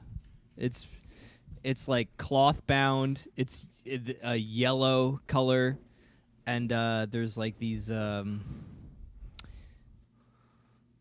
horns that look a little bit also like tentacles on the cover, and then like moving down in sort of horizontal is like the Great God Pan. It's a nice looking book. You know, it's not like my favorite book or anything like that. It's just like it's a very nice edition. Yeah. I actually don't know if I bought that one physically. I don't remember that cover at all. Just send me a pic of it. Okay. Want me to go? Yeah, it's your turn, man. Mine is Hervé Goubert, To the Friend Who Did Not Save My Life. It's like a really simple black and white cover of just like a guy like writing, which is kind of a trope, I guess, or just simple. But I don't know, like the physical copy I have of it, I just really love the design of it. It's so simple, but like it just works so well to me. It's stuck in my mind, I guess. So yeah. You just like that photo? I don't even know. I just like the whole design just works so well for me. I guess my second pick would be Dirty Snow, the New York Book Review edition. Yeah. That one's really fucking good. I mean, that photograph it looks like almost like a miniature. It's like an illustrative photograph, which I don't like photography in general, but I like illustrative photography. We don't have to get into what that means. Okay, that's a spicy take. That cover is fucking cool. Paul, I'm sorry. What was your first choice? Full disclosure, listeners, I was peeing. Mine was Hervé Goubert, To the Friend Who Did Not Save My Life. Nice. Probably the most intriguing title, but also I don't know. I like that cover a lot. It's simple, but he likes we're just photography. He's just How did we forget? We got to have a best title and worst title category next year. Next year, man. Oh, yeah. Yeah. Okay, next category. This is going to be a spicy one. Most disappointing book of the year. Not necessarily worst, but most disappointing. I got you. Mauro, you want to go first? Universal Harvester. We didn't do an episode on that one though. Nice. But that's a good. Fuck! I thought I fucking did it. I'm so confused as to what we even recorded, man. Yeah, that's a good. Okay, well, you could. I'm gonna. We could allow it. I'm curious why that one was. Yeah. Why that was your first thought? Yeah, I'll allow it. Damn, I didn't even register this. Okay, yeah, Universal Harvester by John Darnielle. Because the man is this phenomenal lyricist. Years and years and years of, just like era-defining music in my own life and all this kind of thing. Finally doing what it seems he's even boasted, he was kind of like destined to do. He's written 2 novels at this point, this being his first. No, I think Wolf and White Van was the first, yeah. Wolf and White Van. So Universal Harvester is the second. You think he would have even refined his craft. I haven't read Wolf and White Van. And then when we read it, it was like an absolute just beige meh thing. Weird. Like I didn't even know what the fuck was going on. Like even the sort of like Midwestern fucking liminal spaces, nostalgia, no longer existing business model of a video rental store / horror story thing. nothing hit. Nothing. Like, I just, like, it was all so bland. And for how, and this is an interesting tie-in to, like, different artistic mediums, you know, like music being one that a lot of people say is the more just immediately emotionally resonant thing. And then how, you know, you try and write a novel as being super proficient in another artistic medium and just not being able to evoke similar things or to do it as well. And yeah, it's just the whole thing. I had a lot of like preconceived notions or expectations, but whatever. It was therefore the most disappointing that I read. That was a dud for sure. Yeah. I think the reason that it didn't, and to be fair, I have a few cheat answers coming up for ones from that we didn't actually record episodes of and or we haven't talked about.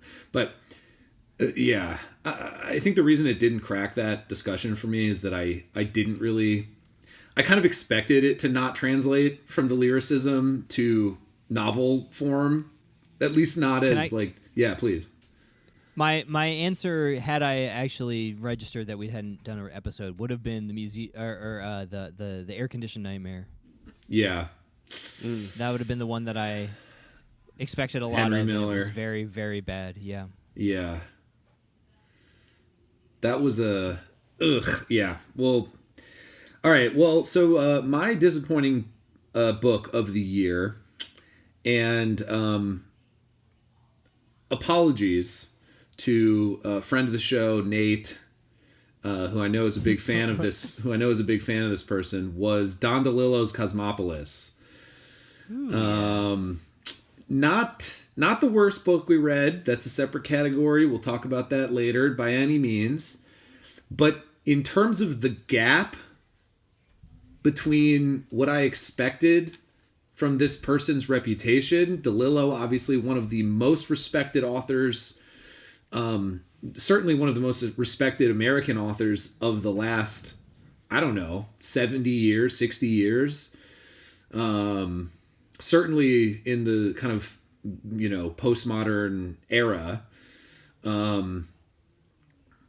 I really hated that book. I thought it was kind of poop. And you can listen to the episode. I thought it was, and I've subsequently tried to gather, and that was my first DeLillo novel, and I should preface this all by saying that. But I've tried to kind of ascertain how much of my dislike of that book was DeLillo's style versus that particular book, and I've essentially gotten nowhere in that in that investigation. I just don't know. I just need to read more, and I will, because I presume there's something there that's worth reading. I think I'm going to read White Noise in the new year. yeah, man. But yeah, if we're talking about disappointment, which to me sort of points to like the largest gap between what I was hoping for or expecting and what I got, it's Cosmopolis for me by quite a bit. All right. Interesting. My pick is Cosmopolis by Don DeLillo as well.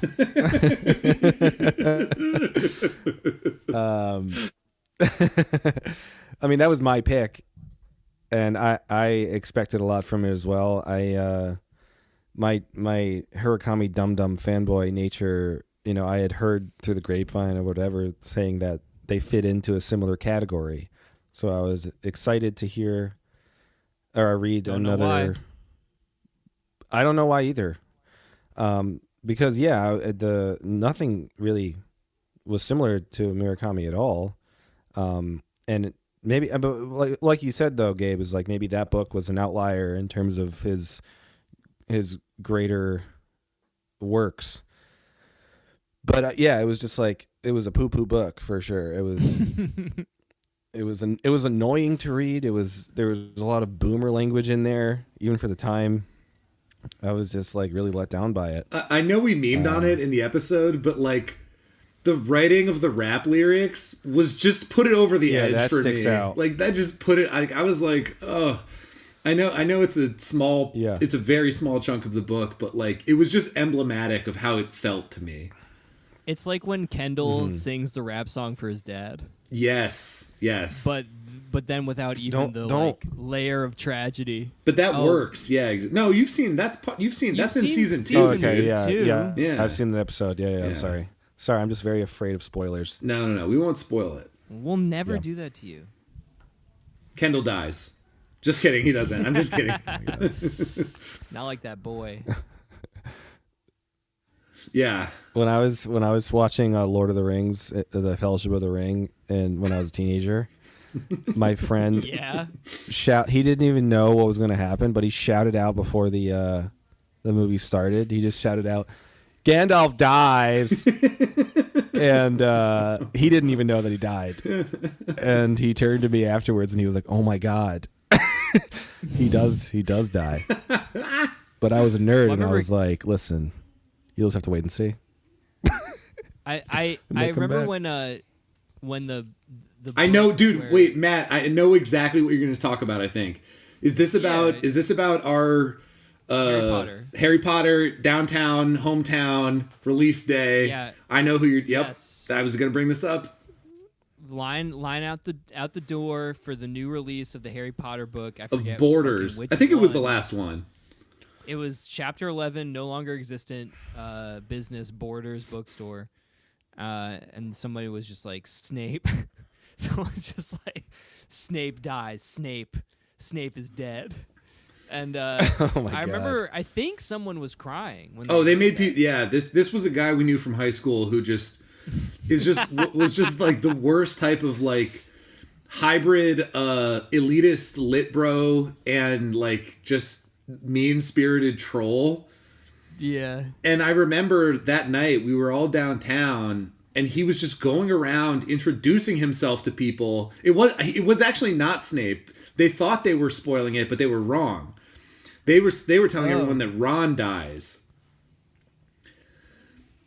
If I remember correctly, which he doesn't. Yeah, he doesn't. So that's actually kind of funny now. Yeah, now it's because there was like a supposed leak of the end of the book before it came out, but it was false anyway. It was but that person made people cry. Oh yeah, there were tears In line at Borders. Anyway. All right, next category. The next award is for the worst Spinecrackers episode of the year. So a little bit of self-crit here. What episode are you least proud of that we've done so far, or do you think that we could have done a better job on, or something like that? I'll go first because my answer is obvious. I think I know what Paul's going to say, but my answer is our first. I think it works on a certain level, but just from my own personal embarrassment, it's our Christmas episode from last year. Christmas. The Dickens novellas, The Chimes, and The Haunted Man, where I just got much too jolly, much too fast, and just unilaterally ended the episode after about 40 minutes. Yeah, it was really funny. If you want to laugh, have a good time. Thank you want to get jolly yourself. Yeah. I gotta go. Podcast over. Bye. Good night. Thank God it's still, I believe, our least listened to episode. So I'm happy. I'm happy about that. But maybe this episode will change things because, that was rough.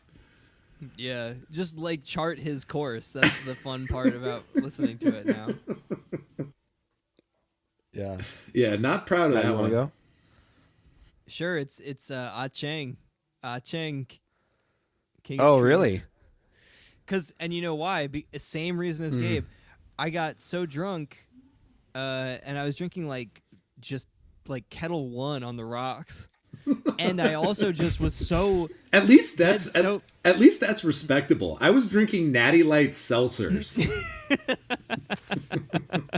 That means you had like 12 of those motherfuckers. But I had like 17.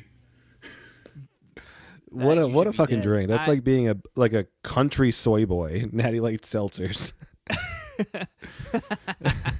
Yeah. Soy in the bed of your truck. Yeah, it was already something that I felt ill-equipped to discuss. And then the layer of just like, yeah, being drunk and I as soon as you can feel the slur happen, the slur of your words, not the slur. Yeah. Not the Chinese, yeah. Not the God, slur. stop. I know what slur you meant. We all knew. I didn't think about it at first. No but one you said did. it in that tone. But no, I started to sort of slur my words and say like, I just felt like I started like grasping around way more and audibly being incapable of like organizing my thoughts to something that was already beyond my ken or like outside of my comfort zone. So that one for sure. And then we had some like academic listen to it also like later on and From Twitter. Gabe gave them like a little caveat about like our state of mind, but I was just like, Jesus Christ, some fucking scholar of like Chinese history and literature. Well, no, is gonna yeah, literally listen to a this? specialist in Chinese literature. No. Yeah, Yeah, so we then there's flubbed like it an there. added layer. Yeah, we really bungled. That's mine. Well, Matt, we would have had the same answer up until the Confidence Man, because I mean, with Ah Chang, similar vibes with me for sure. But I was also I talked about it on the other like fun episode. But I was like not only drunk, but I had stayed up for like 24 hours to try to reset my sleep schedule. So I was just off the walls, like screaming, and I had no idea what I was talking about, and tired and drunk. So, but the Confidence Man is my answer, because I felt like Tom Hanks on the island out there, just I was just no idea what was going on. Maybe want to quit reading. Maybe want to. You were salty. You were salty at the end of that episode. Not even a stop sign. Just never want to read another word again. But you didn't even say that much, was it. so I feel like doesn't that kind of mitigate it in a sense, like just being quiet? Well, that was my strategy. I was just like, if I don't say anything, I won't sound dumb. But I mean, the most embarrassing is Ah Chang. So Yeah. yeah, it's different forms of regrettable. Yeah. All right, let's move on to more positive discussion here. Yes. Sound off in the comments in the email. What's your least favorite episode? Yeah. Anyway, we are on now to ba-da-ba-ba-ba, Stump the Cracker, round 3. All right, so let's do some more trivia. I'll go first this time. Y'all ready? Okay. Yeah. Yep. In Haruki Murakami's Killing Commendatore, what does the unnamed main character give to the faceless ferryman to pay for his crossing across the river in the underworld? Buzz. Okay, Paul. A little penguin doll. Ding, ding, ding, ding, ding, ding, ding, ding, ding. Holy shit. I did not expect anyone to get that. Damn. I thought that one was hard. Nice. It is Marie's little penguin charm that he has. Yes. It's Paul's favorite book, whatever. Yeah, true. It's not my favorite book. Spoilers. But I did read it twice. Yes. I read it twice. All right, Paul, with the point on the board. Okay. I think this is going to be an easy question. But what book did we read that has the word out in it? Like the title or anywhere in the book? Yeah, this is a dumb question. I want to make another one. Wait, let me ask a different question. I'm going to ask a different question. Okay. How do you spell Laszlo Krasnokorkai? Fuck. Buzz. Krasnohorkai. Buzz. Okay, spell I'm gonna it. give it a try. Off the dome. LASZLO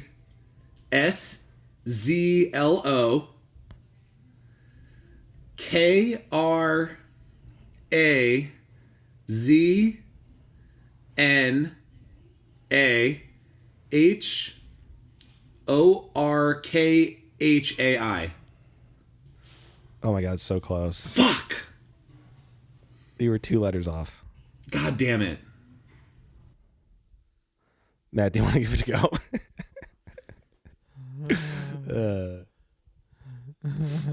Oh, I know one of the letters that I missed, I think. Okay. Fuck. What the fuck, man? Matt, you're cheating. Laszlo. Don't Google. You're good. We can see it in your glasses, bitch.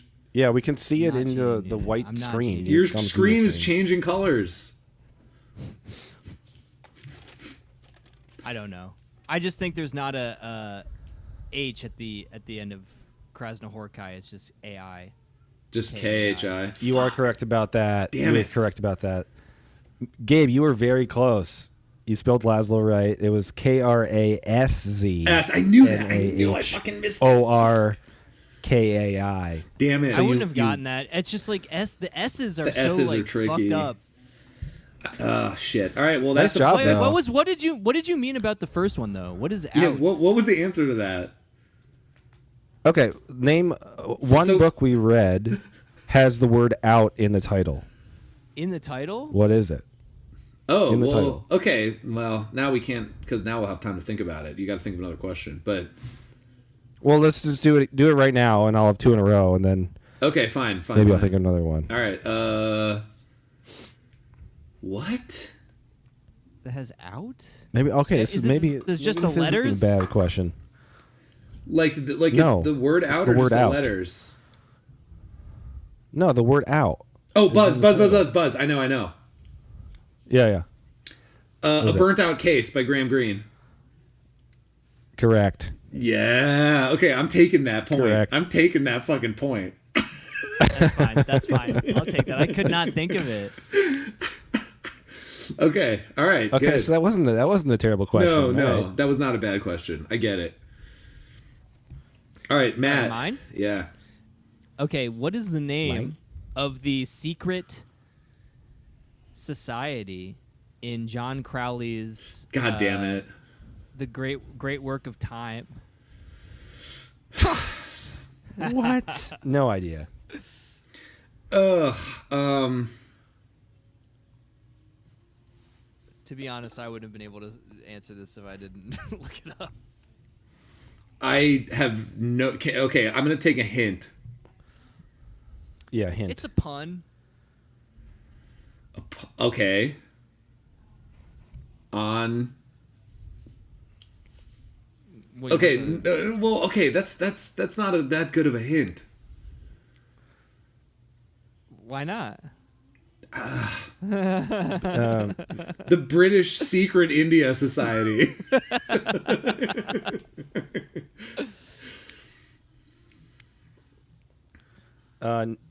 Another hint, please.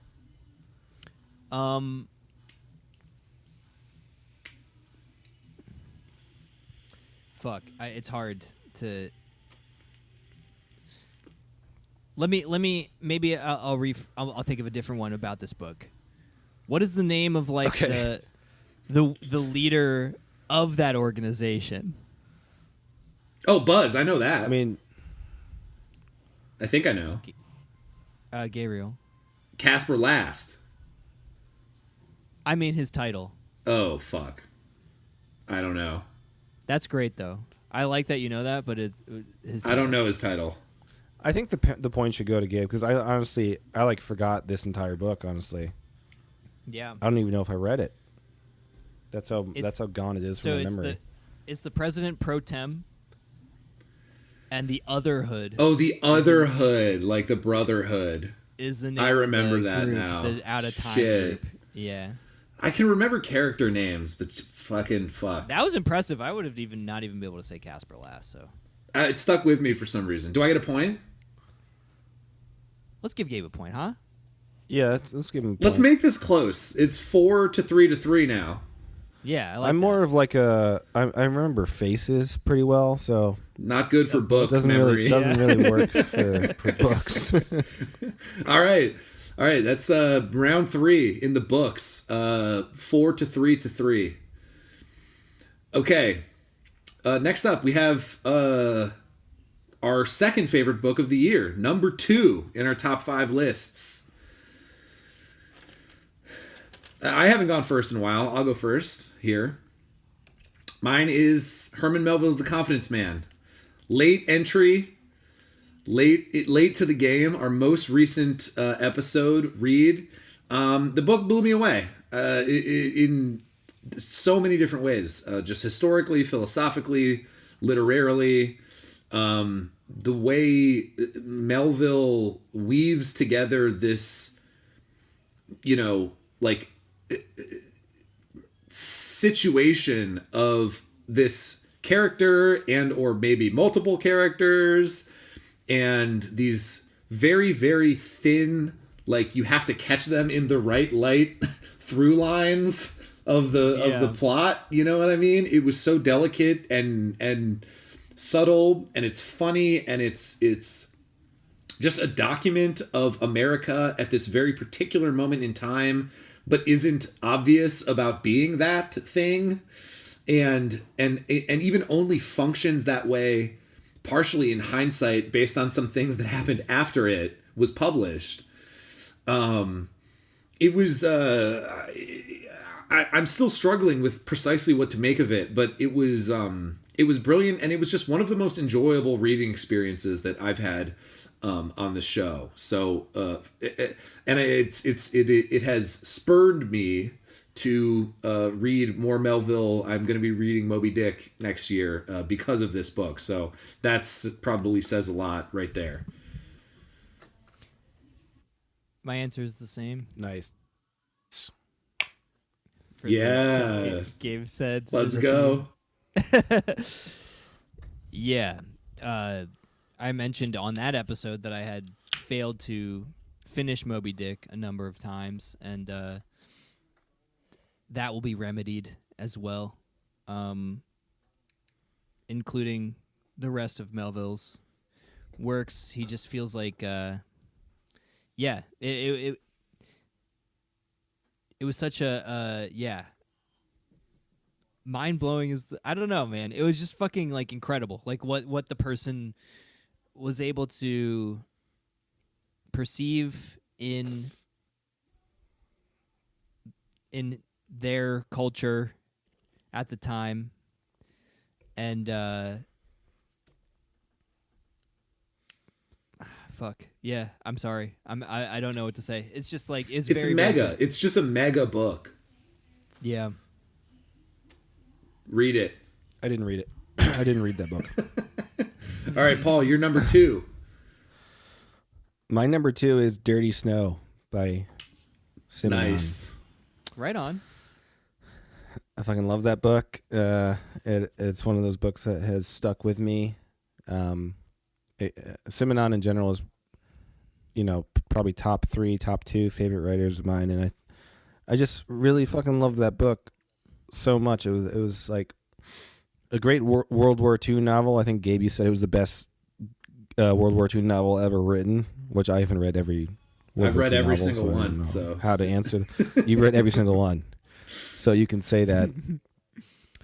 But I mean, it checked all the boxes for me in terms of what I enjoy in a novel. Just like really intense psychoanalytic characterization from the main character. Just Simon has an amazing ability to like set a scene, but also be political, and everything just feels so tense while being very really enjoyable to read. It's like unnerving, but also enjoyable. But you also walk away with like a bad taste in your mouth from like every book that he writes.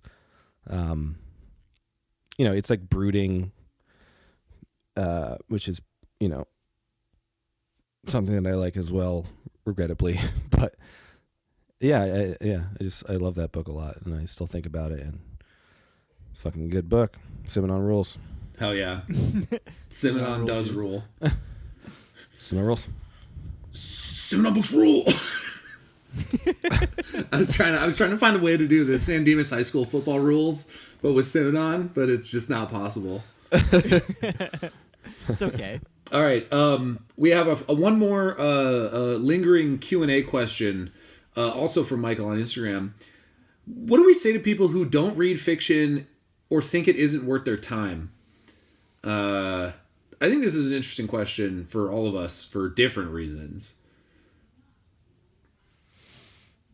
Because we kind of answered it on the last like freeform episode. Like right? why? Well, yeah. Like why do we read fiction? Yeah, it's kind of a similar question, but well, I just think it's interesting because I know both of you have people in your lives that sort of consciously avoid fiction.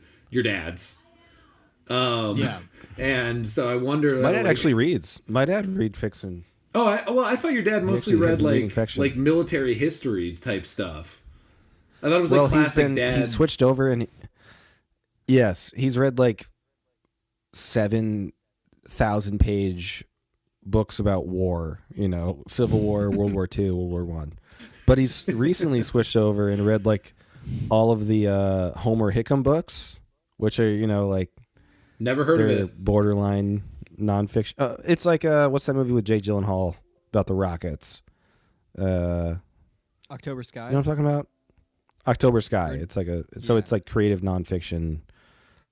But that's still, it's not direct fiction. But okay, I understand what you're saying. Dad, he's a dad. Well, so what do you say? What do you guys say about that attitude? Because, I mean, I'll just speak for myself a little bit while you think about it, because I didn't read fiction for years. A lot of it was kind of sort of circumstantial, like we've talked about. But, I mean, I'm not here to tell people what to do with their time, If you want to read military history, if that's your thing, if that's what gets your jollies off or whatever, knock yourself out. Your dick hard. Yeah. Wet. Yes. Or whatever in between. Yeah, exactly. Yeah. Knock yourself out. I think for anyone that's concerned about, the human condition, I'll just kind of appeal to what Matt said a little bit earlier, in the sense that, like, if you want to feel related to other people that have different life experiences than you, and hopefully through that process gain a better understanding of the human condition overall, fiction is a great and arguably the best way to do that. If you don't give a shit about that, there's not really much I can say to you. So yeah, pleb. I think that writing and books are kind of the best medium, personally, to impart like subjective experience almost in some way. And if you're a nonfiction, if you're not a reader at all, first of all, like you're just missing out on an entire medium, which I find to be the most enmeshed in, one of the oldest and one of the most enmeshed in like human tradition and thought and like knowledge and attempts to communicate our feelings to each other and tell stories about each other to each other, like, which is a rich vein. And then if you're a reader but you just read nonfiction because you think that you're just trying to get information, like you're just one of these people who thinks that, like, read history, read popular science or trade magazines, or you're just trying to like get factual shit into your brain because has a high utility for you in your life or something. That's a minimized conception of what it means, or what it means to learn, like what knowledge is, and there are things that are not in the realm of just relayed factual quote unquote information you're missing a very rich experience for yourself. One that could be one that is, I don't know. Yeah, educational on levels that may not just like exist in your current conception of learning, and definitely like when you say dads, I just think usefulness or utility, right? Know, like you were saying, I don't read anything when you were 16. I don't read anything that couldn't happen in real life. Yeah. You know? Yeah. Yep. Paul, anything to add? Yeah, I mean, I think that it's reading is like a worthwhile muscle to engage with. I would say. I think that there's other avenues of fiction. Like, I think that you can engage with great ideas through film. There's a lot of amazing films out there. So, like, it comes down to a lot of individuals' personal use of time, I would say, too. Like, how much time do you want to spend engaging with something? Maybe you don't have enough time. But we talked about it on that other Freeform episode, but there you can make time for reading. You just maybe read a book at a slower pace. But I think it is definitely worthwhile. I think it's just like another avenue that you can engage with that's unique and can bring you something to your life that is worth engaging with. Especially, I mean, someone like me who I think I have ADHD. We've talked about this before, but I think it's worth like trying to maybe calm your brain a bit and do a more ancient form of engaging with media, especially now with this in this day and age of people just like constantly thinking that they don't have the mind power to engage with something that's at a slower pace. But I think it's important. Yeah. Okay. Next category. Oh, can I just say, just unequivocally, just make time, just do it. Yeah, I wouldn't even beat around the bush. I'd just say, like, if you don't or consider yourself someone who it's just not for them, I would actually just say you're wrong. That's pretty spicy. And make time. Whoa, spicy. Love that. Yeah. Okay, so we're getting into some of the heavy hitter categories here as we reach the end of the episode, or the ceremony, as we should call it. Yeah, it's a ceremony. So the next category is best character. What character has stuck out to you the most from all of the books that we've read this year?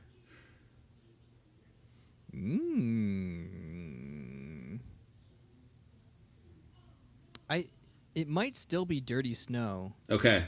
Frank? I can't remember. Yeah. Does he have a full name? Like Frank anything? Like, I can't remember. I can't remember if he has a full name. Maybe it's just that classic, like, it's not even anti-hero, though. But you are rooting for the guy. Right. Like, he is a monstrous person who has a minor sort of also epiphany. From monstrous circumstances, though, right? Yeah, you're right. That's a key to why you would empathize with him to the degree that I did anyway, where it's like, from monstrous surroundings and circumstances is born this monstrous human being who is in some way, I guess, sort of like rationally or at least coherently reacting to the environment or whatever. But it still doesn't take away from the fact that, like, you recognize this person as you're supposed to, as monstrous, as despicable, as unethical, and as, like, sort of contempt-worthy. And at the same time, he's in this even arguably worse environment. And he has this kind of minor epiphany, which most people would have at a much easier in a much easier environment, or like at a nicer pace or something, of just, I don't know, like Frank Friedmeier. Friedmeier. Yeah. Where he goes through the gauntlet of this this interrogation and imprisonment, and he kind of learns like what I could flippantly call is like be here now. A kind of like existential presence. But even that minor triumph, which in its own way is kind of banal, feels significant in the context of the story and for this person. And I just appreciated being made uncomfortable in that way with this person. And I think that's one of those kind of magical moments of what writing can accomplish, where you're just like, God, this person is terrible, but I'm so proud of him for having a one human reaction the whole book. Yeah, exactly. Yeah. But it feels monumental. Yeah. Yes. That's fun to go through. So for me, the best character, my favorite character, the one that like really stuck in my craw, is Umo from Joseph McElroy's Cannonball. Oh man. Who is this just bizarre, like kind of like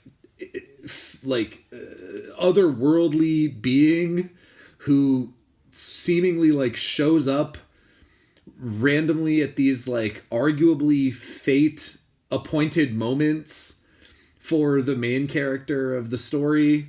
But the way McElroy writes him is so strange and ethereal and weird. He's like this, what is he, like 14 or 13 or something? But he drives around in this semi truck doing like deliveries as like a job that no one understands, like why he's allowed to do this.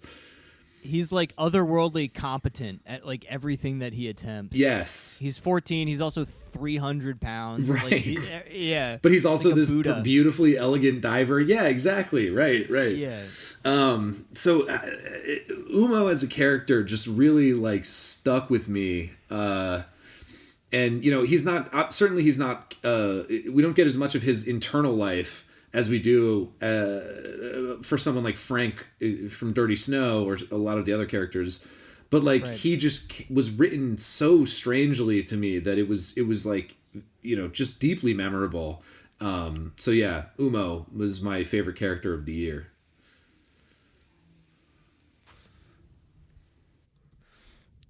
I think you guys are going to be like, you're going to SMH to my answer. Shake my head. Mine's Marco Fogg. Do you remember who that is?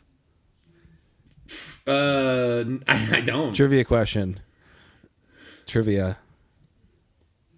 Fog. Yeah, this is why it's a SMH question. I'm asking my H. What? Okay, I don't remember this person. It's the main character in Moon Palace. Oh, okay, yeah, that's a throwback. Yes. Yeah, I don't know. I chose this character based on like who do I most relate to. That was my simpleton response to this question. But Marco's kind of like a try-hard individual who beats himself up, and I was like, I'm like that. I relate to this character. You just sit alone in a room and starve yourself because your art's not good enough. Yeah. Right? Yeah, I mean, I really like that initial, like maybe first 4 or 5 chapters of that book are just him just like beating himself up to the point of him just being like homeless by choice. I don't know. I thought that I sympathize with him a lot, like the overachiever, or like in your head being an overachiever, but beating yourself up over it. And yeah, I had the most like empathy and sympathy for him. So that character has stuck out in my head. Yeah, that's a good one. That's a throwback. That was like what, our second episode or something? Third? Yeah. I don't know. Something like that. All right. Ba-da-ba-ba-ba. We are at round 4. That was our 4th episode. 4th episode, okay. 4th episode. Speaking of 4, we are on round 4 of Stump the Cracker. All right. Let's, who's got one? Matt? I mean, I already asked my 5 questions, so I'm gonna. No, you only did 4. No, I asked the spelling of Laszlo Korsna-Horkai, and I asked I asked 2 last round. Yeah, I know, but that was only round 3, so it was your third and fourth. You should have one more at least. But so. Oh yeah, you're right. Okay, all right. So I do have one more. Yeah. Okay, all right. So save it. So me and Matt will go. Okay, so this one's. No, I'll go. I'll go still. I'll just think of another one. Okay. all right. Let's do it. Do it. Matt, what is it? Oh, me. Oh, okay. So not my other secret one that I didn't know the answer to anyway. Well, this is just which book did Gabe give the lowest score to? Ooh, I think I know, but I'm not 100% sure. Buzz. Yeah, I think it was Submission. it's not. Damn, fuck. I'm gonna say it was Altered States. Ooh. No, sir. No, Maybe God. it's like- No. Yeah, I know. Now I know what it was. It was one of 2 things. Then it has to be Air Conditioned Nightmare. That's right. Yep. Okay. Do I get a point for that? Yeah, Okay, I'm taking it. you got it right. Yes. I could have sworn I gave the lower. I gave a bit. Yeah. I think you might be right. Okay, you are right. All right. Here's my question. As I said, mine get progressively harder. In Helen DeWitt's The Last Samurai, Ludo, the son, goes on a bit of a quest to kind of interrogate or find a better version of his real life father who's disappointing. He engages with 4 or 5 other people. Name 2 of the professions that his possible fathers had that he speaks to or seeks out. Bing, Buzz. bing. All right, Paul. Me- Buzz. No, me first. I said. Oh, bing, oh, bing you. first. Oh no. Okay, I thought you were making this other song, Matt. Okay, go ahead, Matt. Well, that's because I have delay. In my headphones, I said it way before Matt. I don't know about I have a that. slight delay. Fine, go ahead. I can't Fine, evaluate fuck, that. cheater. Paul, go ahead. No. Yes, Paul. Paul, we insist. We insist. Paul, go ahead.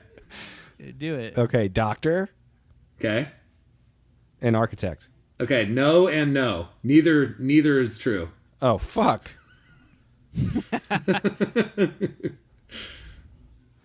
I Matt. can name because he interviewed multiple, Yep. I think there was 5. so I only have to. but you only need to name 2. 2 of their Wow. what they did for a living, or there might have been 4. Artist, Yep. One of them is a reclusive painter. Yes, that's one. painter, journalist. Yes. I will accept journalist. Wow, I got fucking. Well, documentarian, Pooped on. whatever. Yeah, well, it's tricky. Yes. The other options were he interviews a Neil deGrasse Tyson type TV Yeah. physicist, Yes, and then at the very end of the the guy book, that hits him. yeah, exactly. And at the very end of the book, he goes to a pianist. Oh man, I forgot about the Yeah. pianist, yeah. All right. So Matt gets the point. All right. Congratulations. Paul, you said you had one.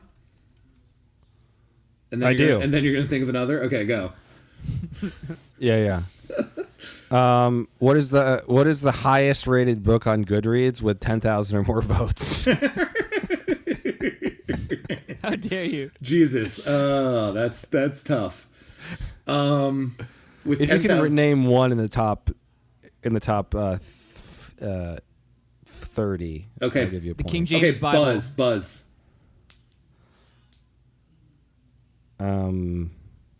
I don't know how to go. I don't know how to proceed because Gabe said buzz and Matt broke the rules by just saying an answer. Let Gabe go. But I'm Am I going right? to say that Matt, your answer is incorrect. Nice. Okay, good. It doesn't Not matter in the then. top 30. I don't know if the Bible counts on Goodreads, so it's not there. But Gabe, go ahead. The Hobbit by J.R.R. Tolkien. No, but close. Buzz. Bing, Buzz. bing, Buzz. bing, Kinda bing, close. Give it to Matt. Give it to Matt. Okay. The Diary of Anne Frank. No. Gabe That's was a good more in the guess. right realm. Buzz. Yeah. The Lord of the Rings, The Fellowship of the King. The Fellowship of the Ring. No, but the Fellowship of the close. Ring. Bing, bing, bing, bing, Damn bing, it. bing, bing, No, bing. but close. Go ahead, Matt. The Hobbit. No, I already said The Hobbit. he already I thought said you The said- Hobbit. I thought you said a part of the trilogy. The Hobbit was my Fuck. first answer. Ding, ding, ding, ding, ding. Okay, I'm I not will listening say to you. that The Return of the King is number 3. But okay, you're close, but not. You're in the same ballpark. I will say it's a clue. You're in the same ballpark. Okay, buzz, buzz, buzz, buzz, buzz. Yeah. Harry Potter and the Sorcerer's Stone. Oh my God, so close. Buzz, buzz, buzz, buzz, buzz. Bing, bing, bing, bing, bing. Go ahead. Go ahead. Harry Potter and the Prisoner of Azkaban. So close. I don't even know. All the right, name Matt, of the, go. I don't even know the names Think of about anymore. it. The Harry Potter. Think Harry Potter about and the it. Chamber of Secrets. Oh my God, so close. Harry Potter and the Half-Blood Prince. Oh my God, you're so close. Harry Potter and the Goblet Bing, of bing, Fire. bing, bing. Oh my God, you're so close, dude. Matt, go ahead. Is there Harry Potter and the Order of the Phoenix? Is that even real? Yes, there is, but you're close. There's not an answer. Harry Potter and the Deathly Hallows. Bing, bing, bing, bing, bing. There it is.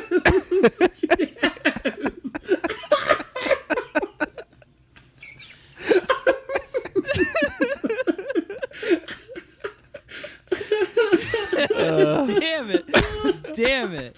Oh my god. Oh, I can't believe it was the last one we guessed. It's like every book. Oh, okay, I'm taking it. Yeah, dude. Why the point fuck for was Gabe. it the Deathly Hallows? I know. What the hell is I that? don't know. Okay. So, all right, Matt, we're tied 5-5. All right, baby. And Paul's got 3. Shit. All right. So the next Ooh. All right, so the next category is the best quote or passage from a book from the last year. Our favorite kind of section or paragraph or quote from a book. Mine is lame, but Go I off. want to just say it. It's from Correction by Thomas Bernhard.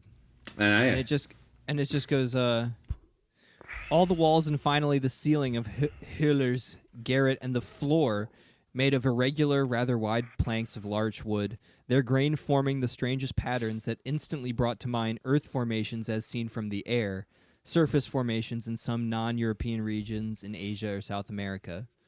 And I know that's not a particularly beautiful interesting choice, passage, yeah. but I just have to say from personal, this is a entirely, as we like to say, subjective, just brain blast.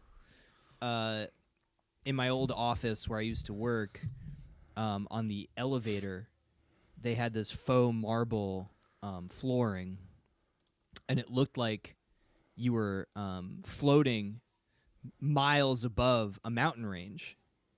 And I used to, every morning for years, just look down and imagine that I was just hovering like miles in the air over a mountain range. And when I read that little bit, I just immediately identified so hard with Bernhard. That's awesome. That's awesome, And I was dude. just like, "Duh!" I just read that and I was just like, I do that all the time. I did that for years. That's great. I had no And idea. so I just had such a personally, unique experience with that, otherwise unremarkable passage. I love that. Mine. Personal experience matters. Go ahead, Paul. It does.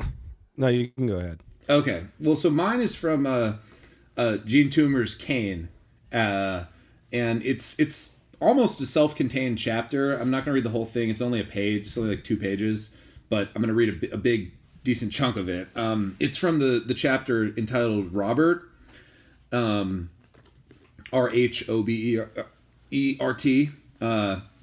and I'll just read it and I'll talk about why I love it. Robert wears a house like a monstrous diver's helmet on his head. His legs are banty-bowed and shaky because as a child he had rickets. He is way down. Rods of the house like antenna of a dead thing stuffed prop up in the air. He is way down. He is sinking. His house is a dead thing that weights him down. He is sinking as a diver would sink in mud should the water be drawn off. Life is a murky, wiggling, microscopic water that compresses him. Compresses his helmet and would crush it the minute he pulled his head out. He has to keep it in. Life is water that is being drawn off. Brother, life is water that is being drawn off. Brother, life is water that is being drawn off. The dead house is stuffed. The stuffing is alive. It is sinful to draw one's head out of live stuffing in a dead house. The propped up antennae would cave in and the stuffing be strewn, shredded life pulp in the water. It is sinful to have one's own head crushed. Robert is an upright man whose legs are banty-bowed and shaky because as a child he had rickets. The earth is round. Heaven is a sphere that surrounds it. Sink where you will. God is a Red Cross man with a dredge and a respiration pump who's waiting for you at the opposite periphery. God built the house. He blew his breath into its stuffing. It is good to die obeying him who can do these things. God damn. I just there's so many just like individual lines in there and Toomer's sort of background as a poet and in poetry it just comes through and the sort of rhythmic nature of it.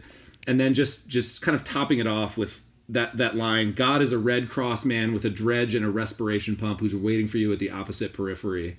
It was just like, fuck, that just hit me like so hard. And it's something that I can reread over and over and over again. And I never get sick of that section. You know what else, though, is that I forgot I had thought about with that passage and some other stuff in that book is like Toni Morrison. I read Beloved in college, and for whatever reason, I just linked the two. The term "thing," saying a thing at the end. I don't know why, but like I just remember saying like a dead thing, a hot thing. Like, God who can do these things. Yeah, like that was somehow some sort of word that was used pretty liberally in like these weird ways. Yeah. And this passage, just in terms of my own thinking about the rest of the book, it really kind of like flagged for me that Toomer, at least in this text, has this obsession with houses. And there's a lot of other weird passages where he talks about houses being like certain things. And he's talking about this guy wearing a house like a diver's helmet on his head. It's just, it's just so surreal and like pregnant for me. I loved it. Nice. Pregnant. I love that for you. I love that for myself. Paul? Pablo.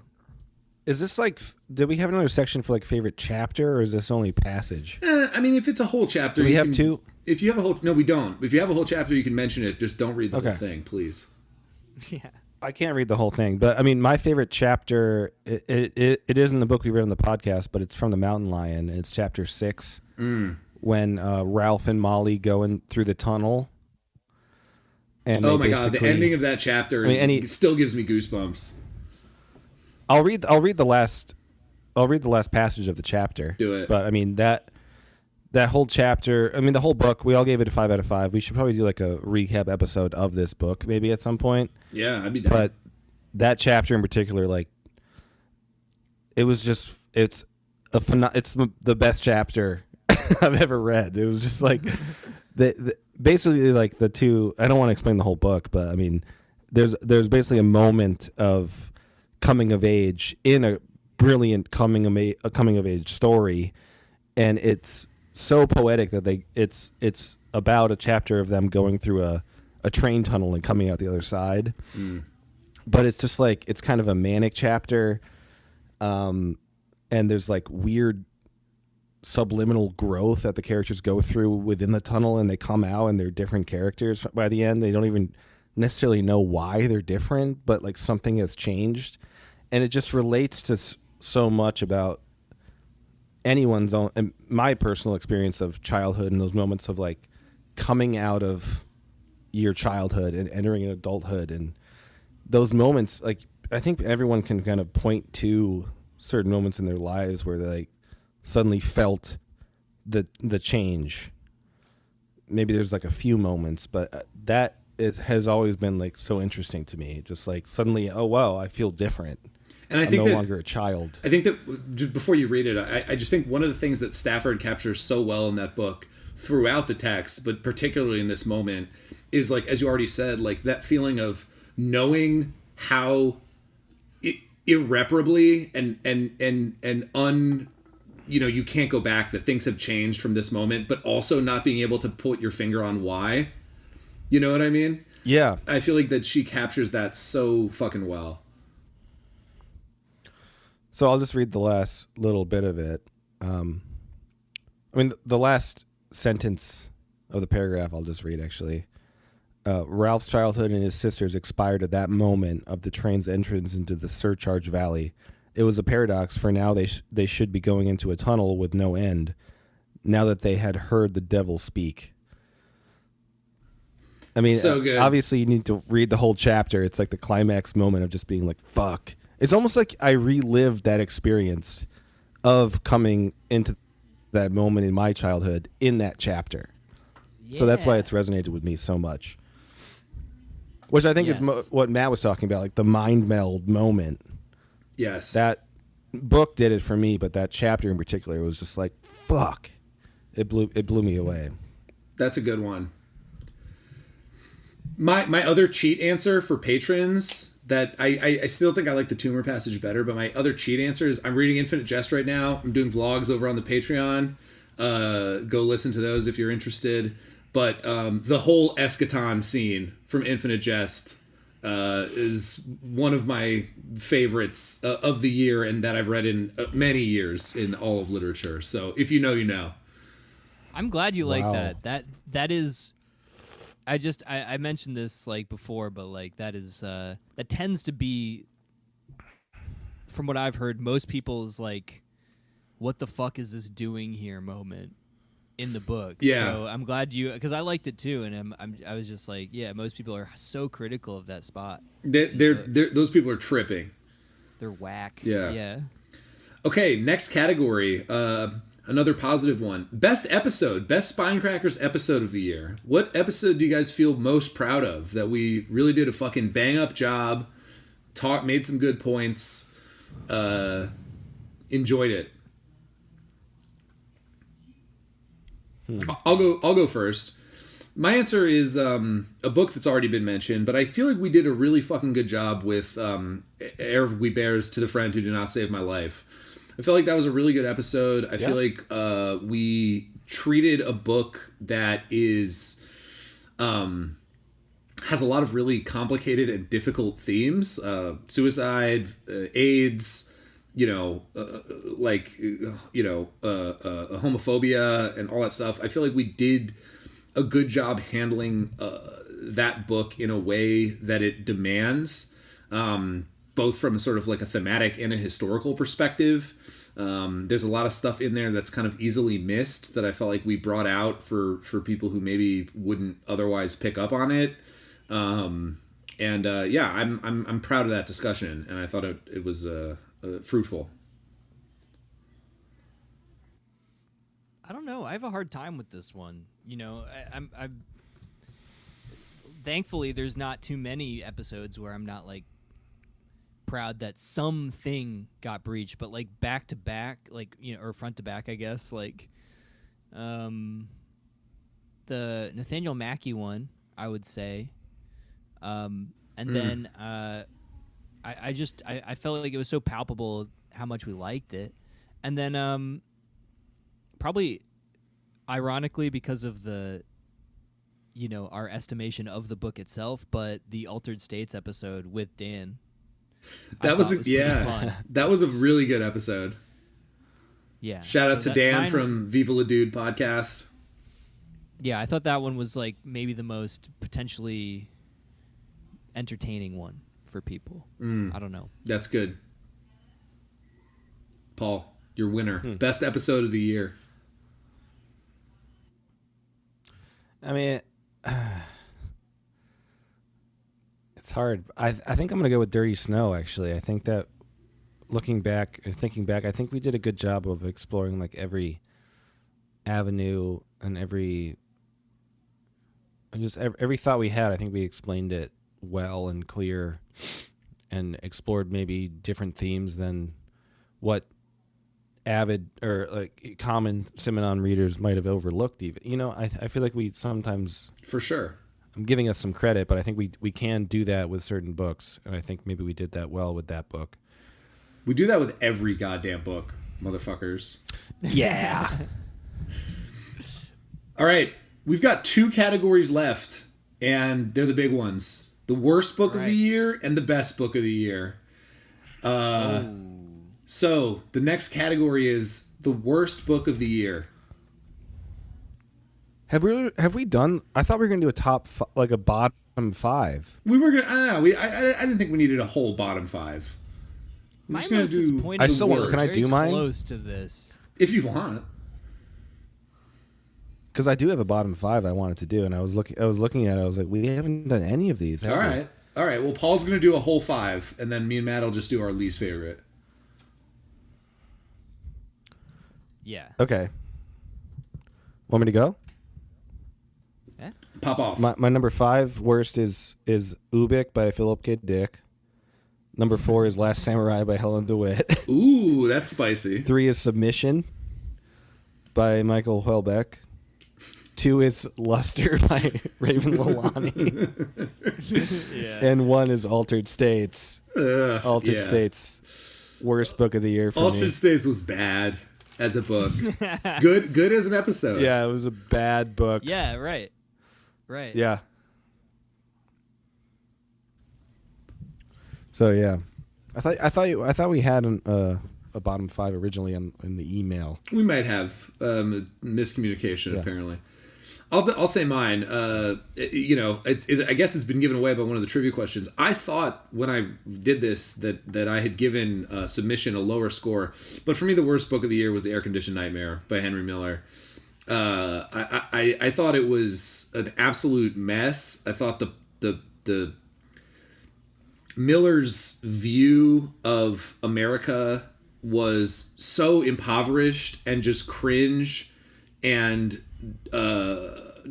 you know, aloof in the worst possible way. He didn't even, you know, it's like a travelogue with like no interest in understanding the land you're traveling through. He begins with a preconceived view and ends with precisely the same view, without really much happening in between other than him just whining. Except also some very harmful sort of romanticist stereotypes about the South thrown in there for good measure. It's one of the dumbest, worst portraits of America and American culture that I've ever encountered and that I could ever imagine. I thought it was hot garbage. Yeah. Wow. I'm kind of right there with you. I could push back Gabe. on that a little bit. I Wow. don't think I feel I'm quitting as the podcast. no. Well, Paul, I think we agree that there are things to be critical of within the United States that have only gotten worse that he emphasized, you know, but like I just got to agree with Gabe that like in terms of just what the project set out to be, the tone of the book itself, like his entitlement to like it's almost like he's taking revenge on the fact that he didn't get like a genius grant or some sort of He included a footnote about it where he was whining about it. All that shit, and then some really like straight up appalling apology. Yeah, like just where he's just like, you know, how mad can we be really about genocide or slavery when it's yielded these great, beautiful structures, and you know. It's just like there's so much in there that, like when you that is straight up evil. That when you end, beyond being just sort of incurious and kind of petulant, that when he gets to the point where he's just like some artists aren't appreciated, and he has some good things to say about that, or he has to say some stuff about America kind of being, you know, haphazardly slapped together and homogenous in this boring, aesthetically dead way and all this kind of stuff. Like, he's not wrong, but it's just so outweighed by the worst that he's that he said in the book that it's overshadowed. For me, I think, Paul, before you jump in and offer your defense, I think that Matt, that word you used, incurious, is so, that to me, that was it. Like he just doesn't give a shit about what he's writing about. He's just trying to find and emphasize the things that confirm his sort of worst presumptions. And, you know, the other thing that I'll say, just getting back to, like, you know, when we talk about covers, like the or like background experience that the thing influences after the fact. It's like, I've read, Henry Miller has written some beautiful things about America as a place and as a culture and as a history later in his life. So I guess his views changed, or his sort of, you know, mentality changed. You know, Big Sur and the Oranges of Hieronymus Bosch, I think, is one of the most beautiful portraits of a place in America ever written by anybody, which is why I was so pissed off at this book, because it was like it did not feel like the same person to me at all. Mm-hmm. So I don't really have a defense. I mean, I didn't like the book either. The only reason it didn't make my top 5 was, honestly, I barely even thought of it as a fiction book. Like, it was more like it's like creative nonfiction. And I think we talked about it on the episode. It's like it's not really a fiction book. So I kind of wrote it off, and I didn't like it. But that being said, I do sympathize a lot with, like, I fucking hate the American sprawl. To our Swedish and Netherlands listeners, like, I watch videos on YouTube about how well your cities are made with, like, I watch, like, really boring videos about traffic and streets and shit. Like, I hate the sprawl. I recently drove out to see Gabe, and driving through these cities, I hate my country when it comes to, like, how it is presented and how it is set up and all that shit. But I mean, Henry, the book it's not even a fiction book to me. It's just like it's a rant. You know, I didn't really even consider it a creative thing at all. It was just like someone ranting to themselves. So yeah, it was. I mean, maybe you could say that I hated it the most because it was so forgettable that I haven't thought about that book at all. You know. Well, you know, like Luster definitely, like, sucked, in my opinion. Well, so what's your answer, Matt? You haven't given your answer yet. About what? Worst book. It was Air Conditioned Worst Nightmare. book. Oh, okay, you agree. Okay. Okay. Yeah, that was my. I was just trying to complicate it because it's boring to keep agreeing. But, like, and that's of what was an episode, you know. So, like, you know, I would have just said The Universal Harvester again, because my great, and this is why we described, like, what is worse, what merits a lower score, right? Something that personally is odious, border, like, evil outright to you, or something that is nothing, is just a puff of dust in your face that you forget instantly. And it's like, after you cough it out. I personally give lower scores to the things that are that forgettable puff of dust, that merit almost no thought whatsoever unless forced, you know, versus something that evokes any sort of visceral reaction to you, whether it be positive or negative. So, like, in that sense, I think that's a something good like way of Universal rating. Harvester is the worst book I've read, because I literally, like, and except for this show, like, I don't want to ever think about it again. Yeah. And I'm mad at you know, Henry Miller, and that's an emotion, and therefore it's just higher than the worst book. I think we have a philosophical disagreement there, but I'm probably alone among the three of us. Maybe. I mean, because I voted Altered States as my worst because I thought it was like crime against creative thinking. I thought it was just so bad. It was like so bad you should have known it was that bad, and you should have never have presented it to the world. Like, I felt that strongly about it. But I think back to, like, what are the middle of the road type books that I have forgotten about, and I was just looking at the list, and I was like, well, Flea by Evan Dara. Another was, like, very directly bad in the middle one for me. That was very close to my It was most really disappointing bad. of the year too. Yeah, That was my second pick. But there's probably been a few books like that of just like middle of the road, like. But I think Universal Harvester is a great example of like, for me, middle of the road, because like it's not like I don't think about that book still. Maybe it's because I spent some time in the Midwest, but like there are certain aspects of that book that resonate with me. It just felt a little bit more like a first draft.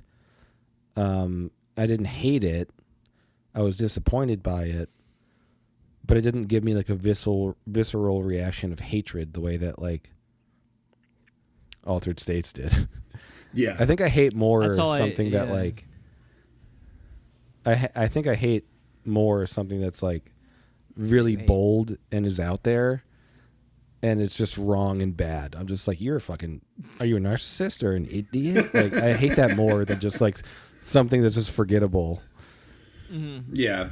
I feel kind of bad saying that like Luster's. I don't know if Luster should be number 2 for me, but that millennial like TikTok vibe I got from it just like amplified my hatred a lot. Yeah. The hatred. I can't discount my hate. The reason I kind of gave Altered States. Joker. Yeah, Sith Joker. The reason I kind of gave Sith Altered Joker. States a pass is just because, I disagree with you in the sense that it was clear that Chayefsky had some good ideas, but just was utterly incapable of expressing them in anything resembling an interesting way. And he was forced to write a book. Exactly. Yep. That's why. It was his only novel. Yeah. It's his only novel, and he was basically, through circumstance, forced to write it. If you want to hear that story, go listen to the episode. Yeah. All right. Before we get to the big one, the number 1 book of the year, we got one more round of Stump the Cracker. We got to settle the score here. God. I didn't think of a question. All right. Well, take your time here, Paul. Think of a question. Okay.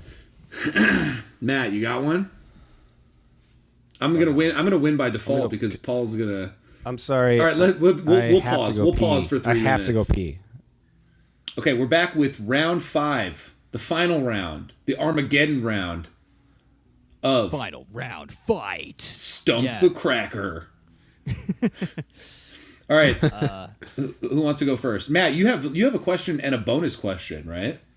I have a bonus question. The reason it's a bonus question is because I don't know the answer to it because the book is elsewhere. It's not here in my house for me to cross-reference. All right, let's it's do also not something that's easily looked up online. All right, let's do it. What's the bonus question? Let's start with Matt's bonus question first. My bonus question is, in I Serve the King of England, the meal served to the king of I forget which African country consists of what is each layer of the sort of turducken style thing that they eat. That's deep.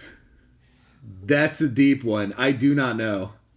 Which What, I do you think I'm that fucking Sherlock Holmes and Mind Palace type? I only know 2. It's like the camel is the there's main thing, and then at the very end there's hard-boiled eggs. Yes, I remember the eggs.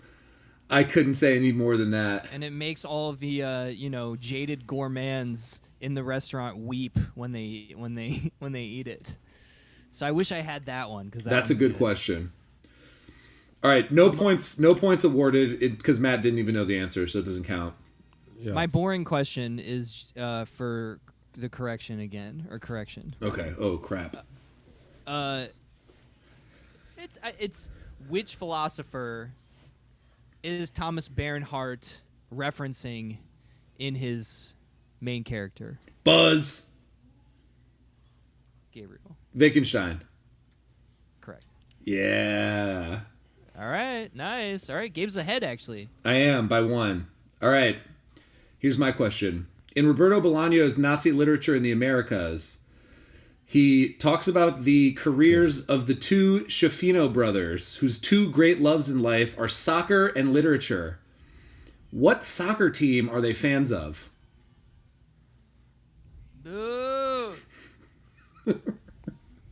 Why would you ask me a sports question? It's a literature question? somehow. Arsenal. Fucking No, not Arsenal. It's the Boca Boys. Chelsea. That they're Not the Chelsea. Boca Boys. It's the Boca Boys that they're in. The fucking Brazil. You know what, Matt? I'm gonna take it. It's a real team, the soccer team. It's one of the most famous soccer teams in Latin America or South America. Yeah, Boca Juniors. The Boca Juniors. Boca Okay. Juniors. I'm gonna give it to you. 6 points for Matt. Tied. All right, Paul. What's your question? This is a tiebreaker. My question is, who kills Gatsby? Buzz. Moving, Oh fuck. All right, go, Matt. Go ahead. I just did it to make a noise. It's Myrtle's husband. I don't know what his name is. John. Come on, Buzz. All right. Go ahead. Gabe. George Wilson. Oh my God, that's correct. Let's go. How do you remember that shit? Well, because I don't Myrtle. remember any name. Yeah, Myrtle. I said I'm good at names. Fuck. This is why I need to have like a face podcast What? Face podcast. so I can answer trivia questions about faces because I can't remember any name by anybody. How do you do that? Yeah. Look, I Jesus. didn't know it either. I knew I was in the ballpark, but fuck. You were right. It is Myrtle's husband. I know. Okay, so the reigning champion of Stump the Crackers is me. Is By- Gabe. by- I'm never, one.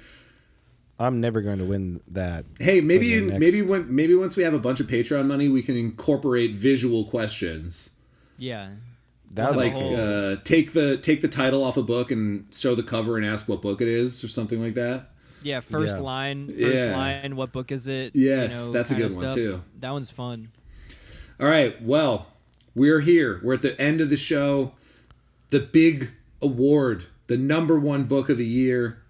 Folks, you've been waiting with bated breath. Yeah, A term yes. I hate. Dib's not first. But true. Fine, I'll go first. Everyone knows my #1. It's the only book that I've publicly given a 5 out of 5 to. It's Percival Everett by Virgil Russell by Percival Everett. I can't say enough about the book. Go listen to the episode. I found it to be by far the most philosophically sophisticated text written as fiction that I've probably ever read, possibly excepting Plato's Dialogues or something like that. There's so many philosophical themes at play, so many deep cuts for people who have academic training in philosophy that are sort of Easter eggs for people who are looking for those sorts of things. But it's also so human. It's a story about a son and his dying father, and it sort of like fades into this weird multimedia thing by the end of it where there's pictures and it doesn't feel overdone. I'm very like skeptical of like I open a book and I see like photos and drawings and stuff and I'm like, okay, I don't, it's a red flag for me generally, but it was done so organically and it was set up in the story earlier on in the book in a way that made so much sense. And I thought the ending was just beautiful and sad. It had me actually in tears. The final line, which I won't read here. Go listen to the episode. I love that book. It hit me at a precise moment in my life in a way that just can't be replicated and can't be reverse engineered. For me, that was the best book of the year. Damn, I knew it. Dibs on second. All right. Actually, can I guess, Matt? Because I have no idea. Yeah. Gabe, do you want to guess? I literally have no idea. I don't know what either, Matt's could actually. be. Yeah. I don't even want to guess because I have no idea. All right. Well, if I were able to choose it would be the Mountain Lion, but it's not. It's Nathaniel Mackey. It's Base Cathedral. Oh shit! That's a Damn, awesome answer. nice. That's I thought awesome. about this for a while, and I'm gonna disappoint now in my attempt to explain why. Maybe in some ways, like Gabe, like the way Percival Everett by Virgil Russell kind of ticked these boxes. I think some of the things I'm looking for more precisely when I read were there. Like I appreciate, I loved that book that Gabe mentioned, and I appreciate the quote unquote Easter eggs and like the things that are elusive and referential and also human, and but like Mackie was doing something more stylistic, I would say. For sure. Like you were talking about the vocabulary of that book and whatnot, and like personally, that to me is one of the most subtle of pleasures is having to kind of like look up words and have to reference just a dictionary. I like that process a lot, and it's one of the things I got into reading because I enjoyed at an early age, and just all of the weird ways in which Mackie uses it to create effects that I almost imagine Cisco in the Divinity Student was going for. Oh, that's an interesting connection. On a certain level, in terms of like disorienting you and making you create these way more organic kind of multi-layered kind of references over time, and it is multimedia. There is a drawing in there, and there is and then just like the added bonus of it being this kind of like modular component to a larger life's work, and its indebtedness to jazz as a musical art form and stuff like that. It was just like, I don't know, there was so much about that book that just really like, it, first of all, it took me by surprise, and then like the prose was difficult but in a way that was rewarding, and that episode I found to be so fun to do because it just felt like it energized all of us in a really like unifying way. And it's Bass Cathedral. Hell yeah, dude. That's sick. I'm very pro that answer. Thanks, very man. pro. Yes.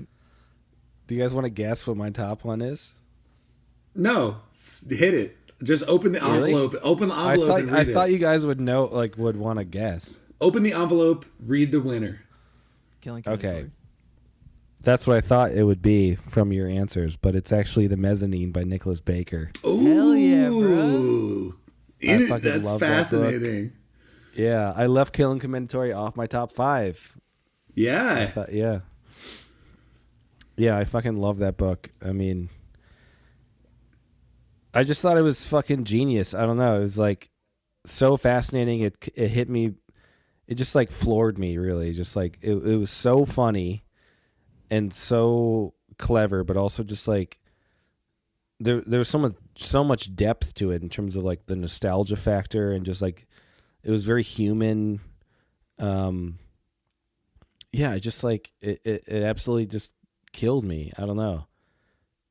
It was a hard thing to like try to try to like get my top 5 in order, but like that one just inched it out.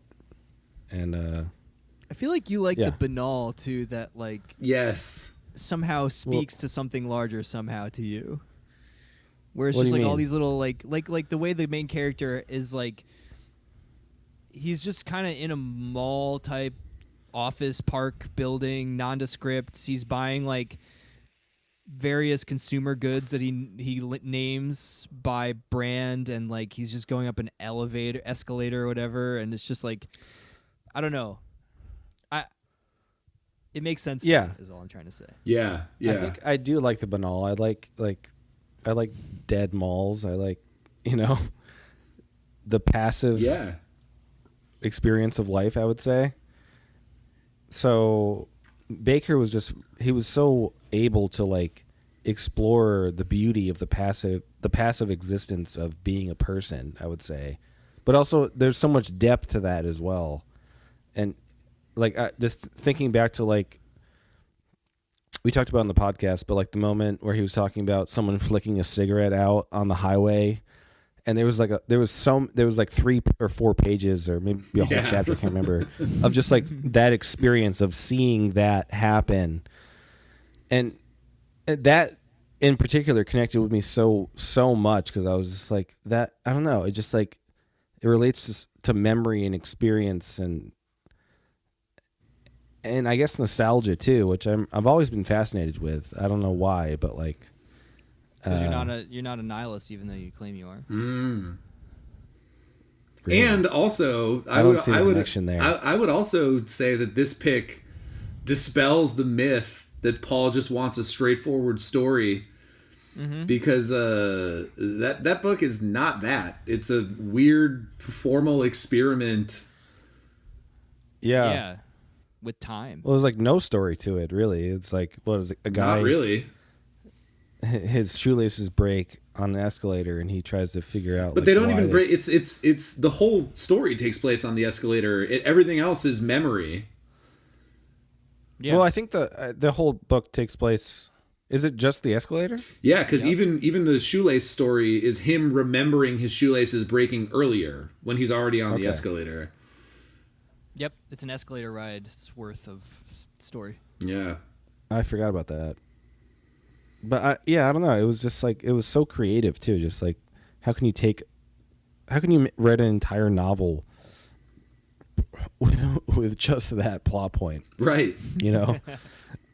And yeah, I can't discount how funny I thought it was too. Like I think I need some humor in there too. Like I Serve the King of England was fun. Like I need some humor in there. I think I'm with you with that. Oh yeah. Yeah. If we had a section for the funniest passage from a book, the section where Baker's talking about how white people always just when they bump into each other, they just go hup hup hup. Yeah. I think about that all the time. I think about that all the fucking time, dude. It literally just had me like peeing my pants. Yeah. I forgot about that. Well, and the passage of him talking about like paper towels in bathrooms as opposed to like the air dryers. I haven't not thought about that once since I've been in the bathroom. Yes, like in the public place. Every single Jerry time. Seinfeld's got nothing on him. True. On Baker, For dude. observational humor, no chance. Yeah. Absolutely zero. Awesome. All right. Well, that's it. That's the end of the ceremony. Yay. We've got crack whore fever. I hope you got it too. This sounds so bad. And we may change the name when we post the episode, but that's where we're at now. Anyway, I don't know. For me, this has been a great year. We ended it with actually the best week ever for the show. Most podcast plays ever in a week. So thank you to everyone who's ever listened to any episode, any of the YouTube videos, liked an Instagram post. It means everything to us. I don't know. And yeah. Yeah. And we've got ideas for improvements, streamlining, restructuring, all that kind of stuff. We're going to try and big stuff in the works. Yes. Experiment with the format, experiment with all that coming up, try and somehow make this better, even though it's the best, and we all know that. That's right. And send nudes to spinecrackerspod@gmail.com. Yes, of any kind. Yeah, it would be wonderful. Yep. Not high-res JPEGs. Yeah. Mm-hmm. Well, any other? Not of any kind. There's legal restrictions on that kind of thing. Oh, true. Well, if you bring it up, then it puts the ID on the. Why'd you bring? Well, yeah. Anyway. Yeah. Of most kinds.